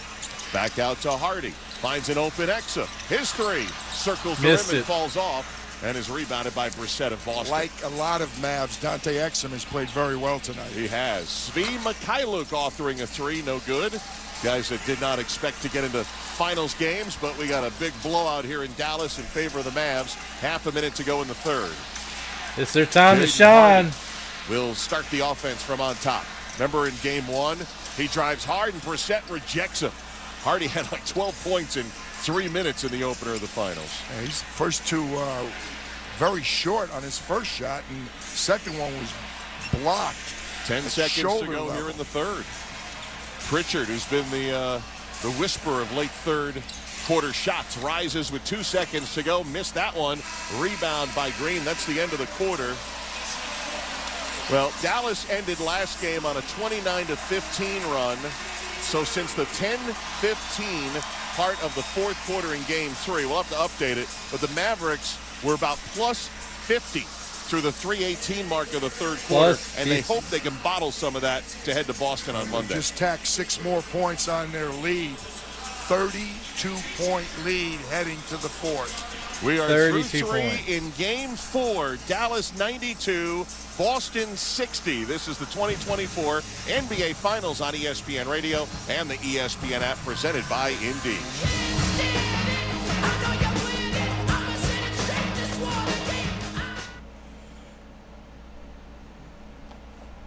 Because anything can happen. There's no sure thing. How did that go in? Every play, Oh, my goodness! every shot, Are you kidding me? every swing is a risk if you bet. I can't believe that just happened. There's no easy money. There's no luck. And no one wins all the time. If you bet, bet responsibly and always set a limit. Learn more at responsibleplay.org. When you switch and save with Progressive, you could use that money towards golf lessons to become a scratch golfer. Progressive cannot guarantee that you will ever become a scratch golfer. Scratch golfers are really, really good. Drivers who switch and save with Progressive could save hundreds on average, and sure, you could put that money towards lessons, but if you can't hit the broadside of a barn and think you're going to become a scratch golfer, you're delusional. Sorry, just telling it like it is. Savings? Maybe. Scratch golfer? Don't hold your breath. Switch and see if you could save at Progressive.com. Progressive Casualty Insurance and Affiliates. Not available in all states. It's universally accepted that golf is hard. Progressive cannot guarantee improved performance on the course. Hope your imaginary friends are hungry, because IHOP's new menu, inspired by the movie If, is our most imaginative yet. With blue raspberry pancakes, a pizza omelet, unbelievable soda pops, and more. It's time to set your imaginary friends free. Only at IHOP. Kids eat free every day 4 to 10 p.m. And see If in theaters May 17th. One free kids entree per full-priced adult entree. Restrictions apply. This film is not yet rated. You're gonna feel a puff of air. Jung's Optometry has set their sights on staffing up. Try the next line. Hey, Kim, can you tell our 2 o'clock we're running 15 behind? Sorry, we're a bit backed up today. He needs an optometric technician to keep an eye on it all. Where are the dilation drops? Indeed can help him hire great people fast. I need Indeed. Indeed you do. You can schedule and conduct virtual interviews all from your employer dashboard. Visit Indeed.com/credit and get $75 towards your first sponsored job. Terms and conditions apply.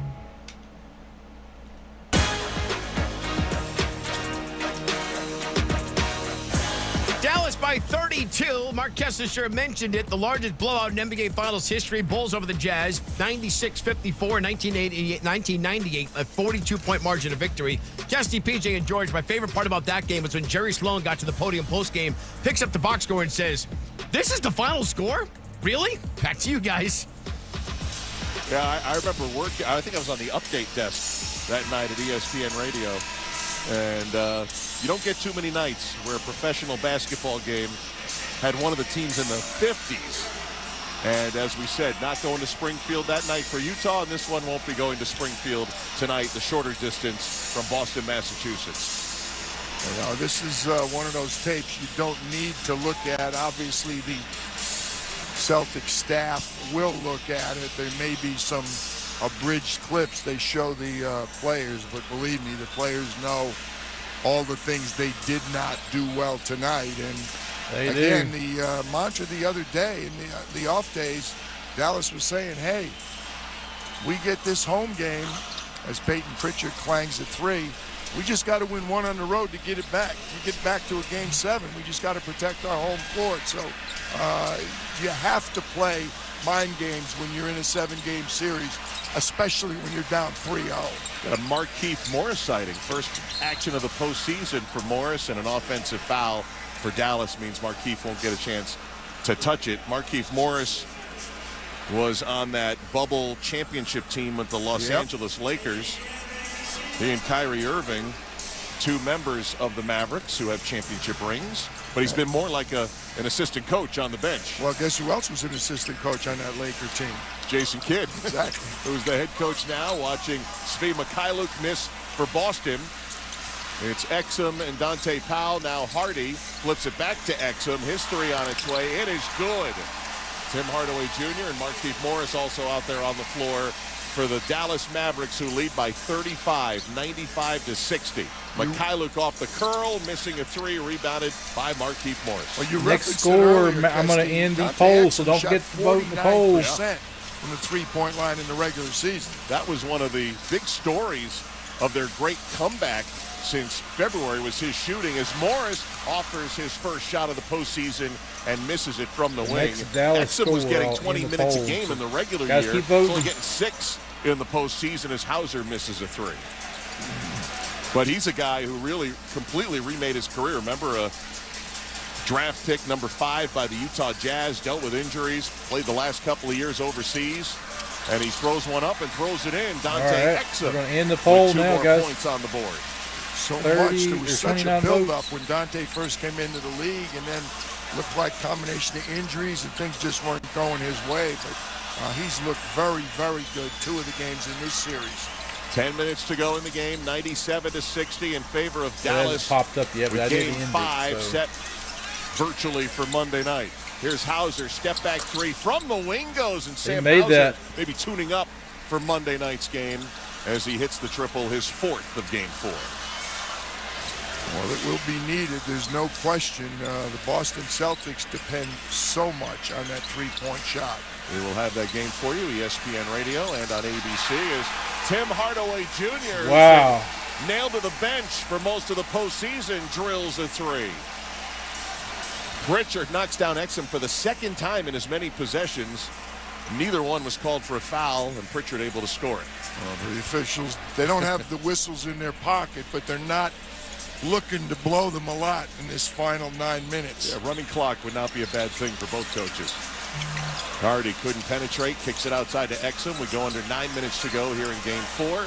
Exum looks for 3, takes it, can't make it, rebounded by Hauser. 100-65 Dallas. Pritchard baseline jumper, no, tapped, Cornette won't go, comes all the way out, tapped, and Boston has it. O'Shea Brissett puts it on the deck, drives the lane against Powell, missed, tipped in by Brissett. A nice job, O'Shea. Stayed right with it underneath the rim, knocked it in with his left hand, and Jaden Springer at the scores table in front of us, waiting to come in for Boston. Former 76er is Hardaway, topside 3, makes it back-to-back. Damn. Came into this game 0 for 7 from the field in the finals, 0 for 4 from 3, and he's got a couple. But he's 103-67. a proven score. There's no question about that. Oh, Svi Mikhailik's shot just went slowly 360 around the rim and fell off. That doesn't speak of the night for Boston. That's it. Hardaway drills another 3. Wow. Tim Hardaway Jr. couldn't buy a three-point shot in the finals. And so far off the bench tonight, he's 3 for 3 in garbage time from distance. Timeout Boston. He averaged 14 points a game. He's a proven scorer in the league. And again, Jason Kidd is looking for anybody to join the party. It had been a struggle in the first 3 games. He loves seeing these other players stepping up. That gives him more potential moves he can make in Boston. Hardaway at one point this season was a 6th Man of the Year candidate. And we got a timeout here. They're happy in Dallas with 8:01 to go. Fourth quarter, Mavericks 106, Celtics 67. You're listening to the 2024 NBA Finals on ESPN Radio and the ESPN app, presented by Indeed.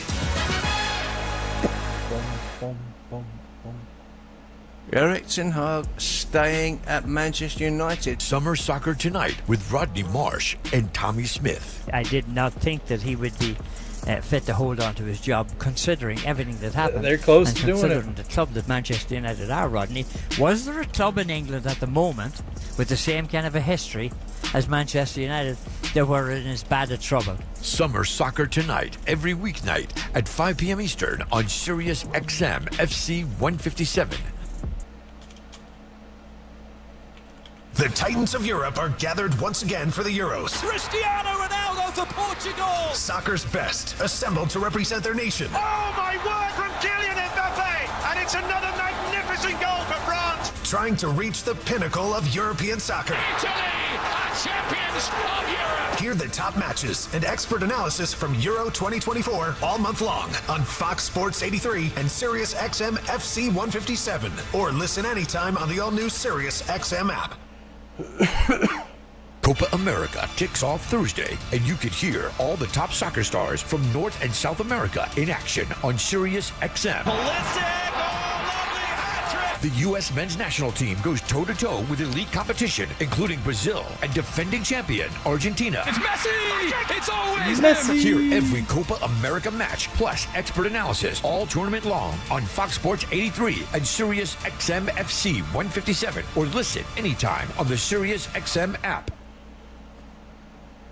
Europe's top soccer nations battle it out in Euro 2024, and it's on Sirius XM. Here comes Serbia. Vlahovic! They've done it! It's a dueling Group C as underdog Serbia takes on England. Kane has a one-up and scores a wonderful goal for England. Hear live coverage Sunday at 3 Eastern on Fox Sports Channel 83. And stay up to date with the summer of soccer on Fox Sports 83, Sirius XM FC 157, and the Sirius XM app. Social media accounts at NBA on ESPN Radio to vote in the AutoZone in the Zone poll question. 43% of you said Luka Doncic would be the player to get in the zone. I failed you all again. I put 2 Boston Celtics on the list. I should not have put any.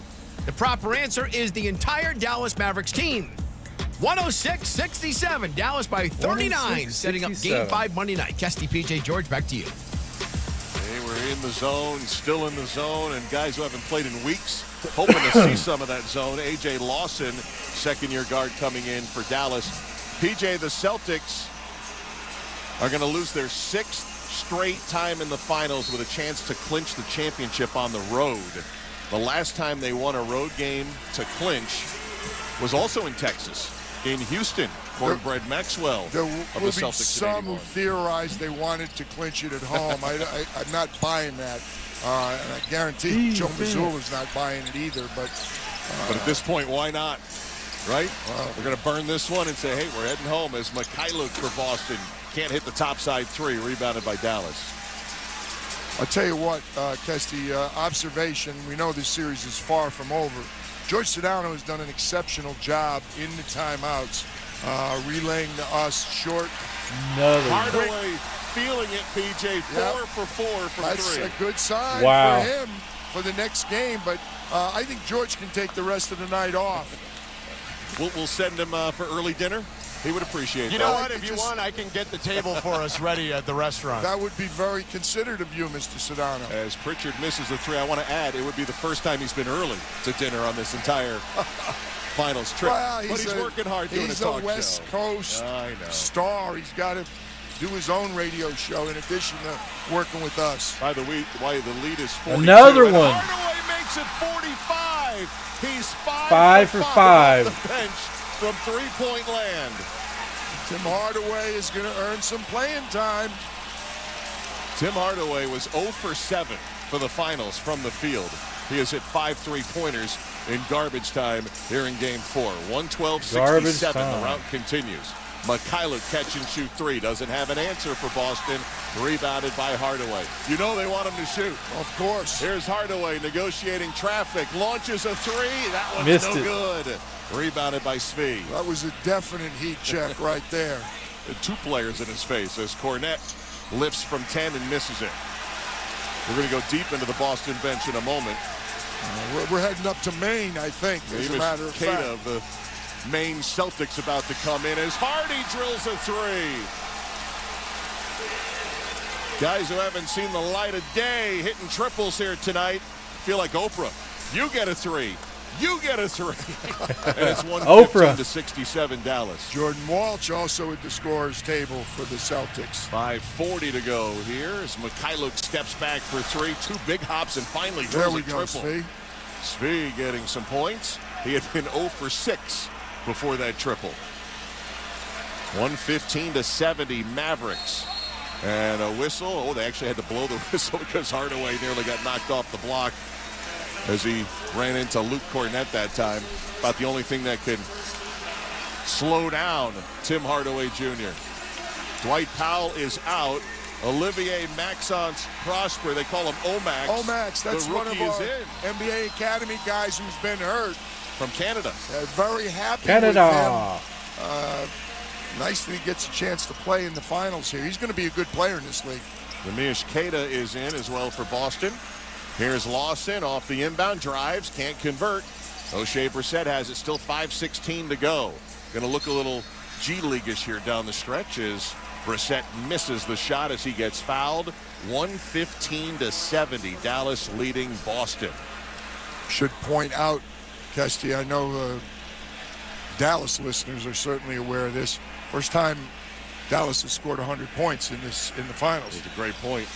They had a couple games or at least one game in the Western Finals where they were well over 100.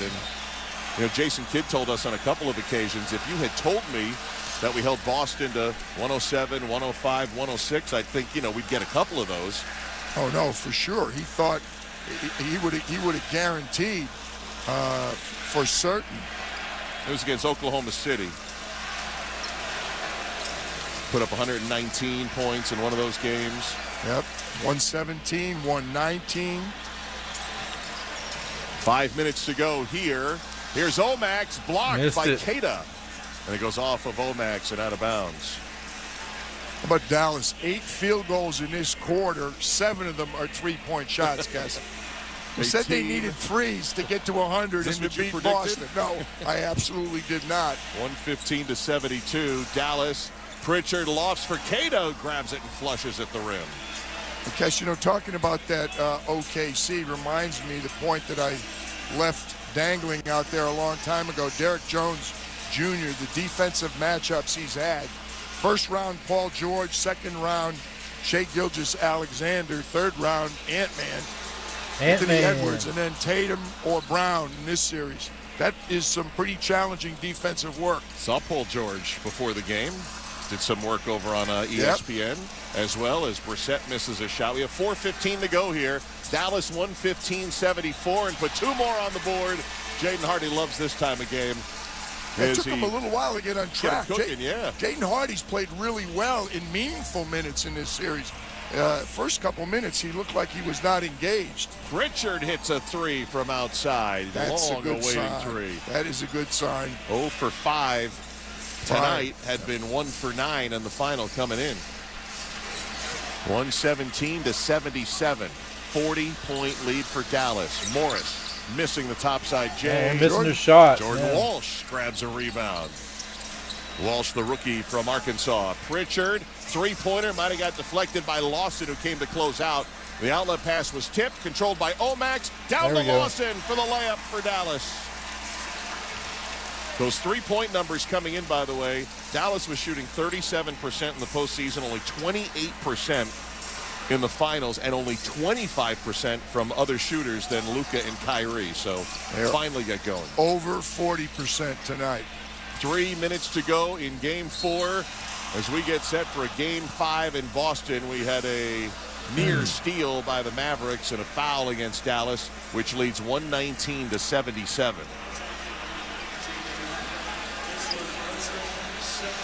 How much are they going to beat them by? Will pin a loss on Boston. You know, no team in NBA history had ever won the final 2 series sweep. It won't happen here tonight as Pritchard chased down a short miss. Morris can't come up with the ball, and it'll stay with Boston. It went out of bounds, hit the back of the backboard off of Morris. Christy, we heard repeatedly in the last couple days they had to a timeout. Many Boston players saying, hey, we know you can come back from 3-0 down. We did it last year, and we forced a Game 7 in our own building. We didn't get it done, but they're very much aware 3-0 is not insurmountable. I like Jason Kidd's pregame quote. Somewhere in this game, there's going to be a point where someone's going to make a stand or let go of the rope. Dallas did not let go of the rope tonight. 2:54 to go. Mavericks 119, Celtics 77, and this is the 2024 NBA Finals on ESPN Radio and the ESPN app presented by Indeed. No, don't forget to hit the like button, everybody. Sitting at 16 likes. This game is going to go back to Boston. It's going to be on Monday night, so I will be here. So be sure to turn on that little bell notification and be back here on Monday night for the game. Game is almost over. Just a matter of seeing how bad the Mavericks beat them. I didn't think it was going to be a game like this. I don't like these blowouts because they're a little bit less exciting for me. Even the team you want to win, you know.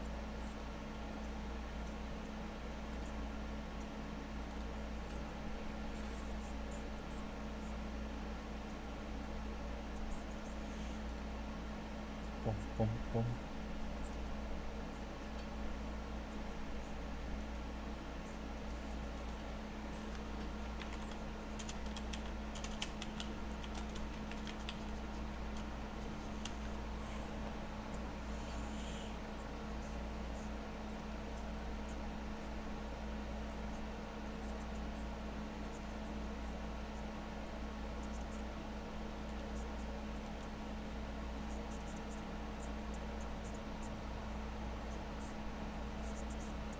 I'm lifting like when we played for Coach Carter. I feel more energized at work. It's even spiced up things between me and the missus. Are they still giving out complimentary bottles for people to try? Yep, send a text. It's that easy. Text BACK to 231-231 right now for your complimentary bottle of Nugenix Total T. It's the #1 selling testosterone boosting brand at GNC and Walmart. Do it now and they'll also send you a bottle of Nugenix Thermo X, their newest, most powerful fat burner ever. Absolutely free. Text BACK to 231-231. That's BACK to 231-231. These statements have not been evaluated by the FDA. This product is not intended to diagnose, treat, cure, or prevent any disease.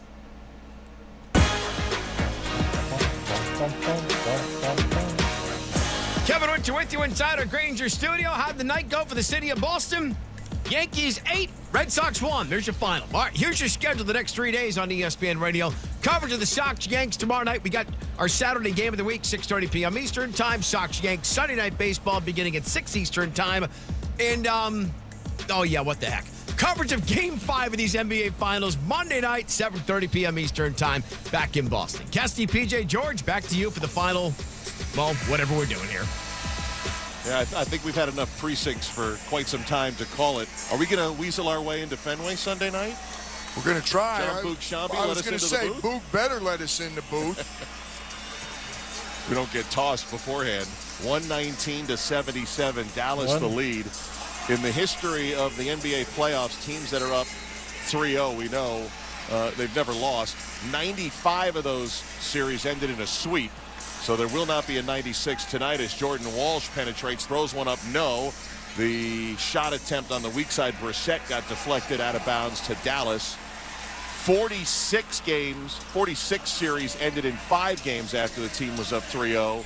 11 got it to a game 6. 4 got it to a game 7. But, of course, nobody in NBA playoff history has rallied down 0-3 as Prosper Omax misses. But I am reminded, since we just talked about the Yankees-Red Sox, it happened in baseball. If Kevin Winter were here, he'd let me know. We would be reminded right now when it happened in baseball. Now, in championship series, you got to go to the 42 Maple Leafs in the Stanley Cup Finals to rally back from 3 games to none. You did some serious research here. We're getting knee-deep into the research as Jaden Springer tried to flip one up and had it knocked away. I think they're missing their shots here in Game 4. 119-77. 42-point lead. Remember, that is the number for the biggest win in NBA Finals history as Harden misses, or Hardy misses, I should say. Dallas led by as many as 48. Now Keita goes down doing the splits a little bit, the 7-footer, as he got fouled at 1:55 to go here in the 4th. It's one of those rare times, but it does happen every once in a while in the NBA where the clock cannot move fast enough for either coach. And neither team is traveling tonight. It's going to be a tough night to spend in Dallas if you're Boston, or maybe you just shove it off and say, hey, we got the first 3. We're still up 3-1. We're headed home. Still in good position. You can't take it too. The coach in you says nope. Yeah, no. Hey, boys, we better refocus, or we're going to be coming back here trying to end this thing again. So, no, a totally different mindset. Not accepting at all of this performance tonight. Game 5 will be Monday night. If there's a need for a Game 6 here, that would be Thursday night. And if there's a need for a 7 back in Boston, that would be a week from Sunday. Sunday the 23rd. Brissett for 3, cans it from the left wing with 1:28 to go. Celtics trailing by 39. 119-80 Dallas. Jaden Hardy with the drive into 2 players, finds Markieff Morris, can't drill the 3 out of the corner, but it's an offensive rebound, reload, Morris hits! Markieff Morris, the 34-year-old veteran with the 3. He's got a big smile. Peyton Pritchard with a good move. You know, I tell you, we gave George Sedano the remainder of the night off. Our producer, John Medani, never stops working. How about this little stat he just dropped on me, Kes? What do you got? Kyrie and Luka from the 3-point line tonight combined. Give me the number. 1 for 14. What's the rest of the team? Unbelievable. 13. The rest of the team is 14 for 23. Wow. That's crazy. Did you have that in your keys as Pritchard hits another free throw for Boston? I had 3s. I had they would need 3s. I didn't specify who was going to get them. 122-84 in favor of the Mavericks. 30 seconds to go. Record appears to be safe. Yeah. We're at 38 points right now. The difference as Tim Hardaway Jr. will just dribble out the shot clock, and now the Celtics can dribble out the rest of the clock. So the Boston Celtics won't get a sweep. They will not earn their 18th banner tonight, but they will have the home floor Monday night for a Game 5. You think a lot of the Dallas fans and probably some of the players and coaches are going to be shaking their head going, damn, we were down 1 point with 3 minutes to go in Game 3, and we let that one get away, or this series would be all even. It is not. The Dallas Mavericks down to their final loss of the finals. Yeah, they didn't get swept, and they put down a 38-point beatdown on the Boston Celtics. 38 the finals points. Remains alive. The third largest margin of victory in NBA Finals history, and we're on to Game 5 in Boston. We did go to Game 5. As the Mavericks I'll be here, guys. You be here too. All credit to the Dallas Mavericks. A thoroughly dominating game. Defense, especially rebounding, was a landslide. Second chance points in the paint, assists, just a tremendous, and a lift off the bench points. Others, everything good for the Dallas Mavericks tonight. Got a very happy set of Dallas Mavericks. Pressure off a bit. They've been playing under a lot of frustration. There were times they thought they were playing well. We got and Luka. just could They're not interviewing solve Luka, so the let's listen Boston to see what Celtics. Luka says It was here. a struggle from Jump Street for the Boston Celtics so far. All right, we're going to kill the radio. I think got Luka on the TV broadcast, so let's hear what he has to say. Difficult. Let's go to Lisa. Luka, it was total domination tonight from the opening tip. Just how did you guys make it look so easy? Yeah, we know we had to get. We can't lose no more. Like as we always say, we're going to believe till the end. It was a good game, but it was a blowout. About the defense and the mindset. At least it's not a 4 and out. That's right, Charles. On defensive end, and then we play with higher pace. Luka, you heard a lot of Boston was off really bad tonight. I'm not sure why. I don't pay much attention. There's always going to be criticism no matter what. I just stay focused and help my team win.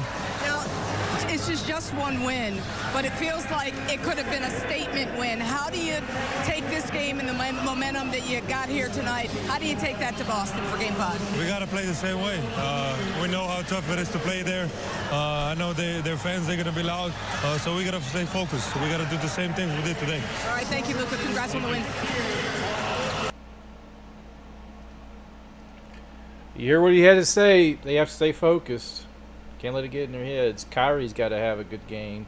But see, the big thing with the Mavericks tonight is all the players. It wasn't just, the stars they were relying on. Everybody was pitching in. So, guys, we almost got 20 likes. But if you're watching this video on demand, hit the like button for me on this. Let's boost this out to more people. We'll be back here Monday. If you're new here, hit the subscribe button. Turn on the little bell notification on YouTube. That way when I go live for the next one, you'll be here with us. So let's keep it up, guys, and we'll see you guys on Monday. Have a great weekend. Do what you do and do it well.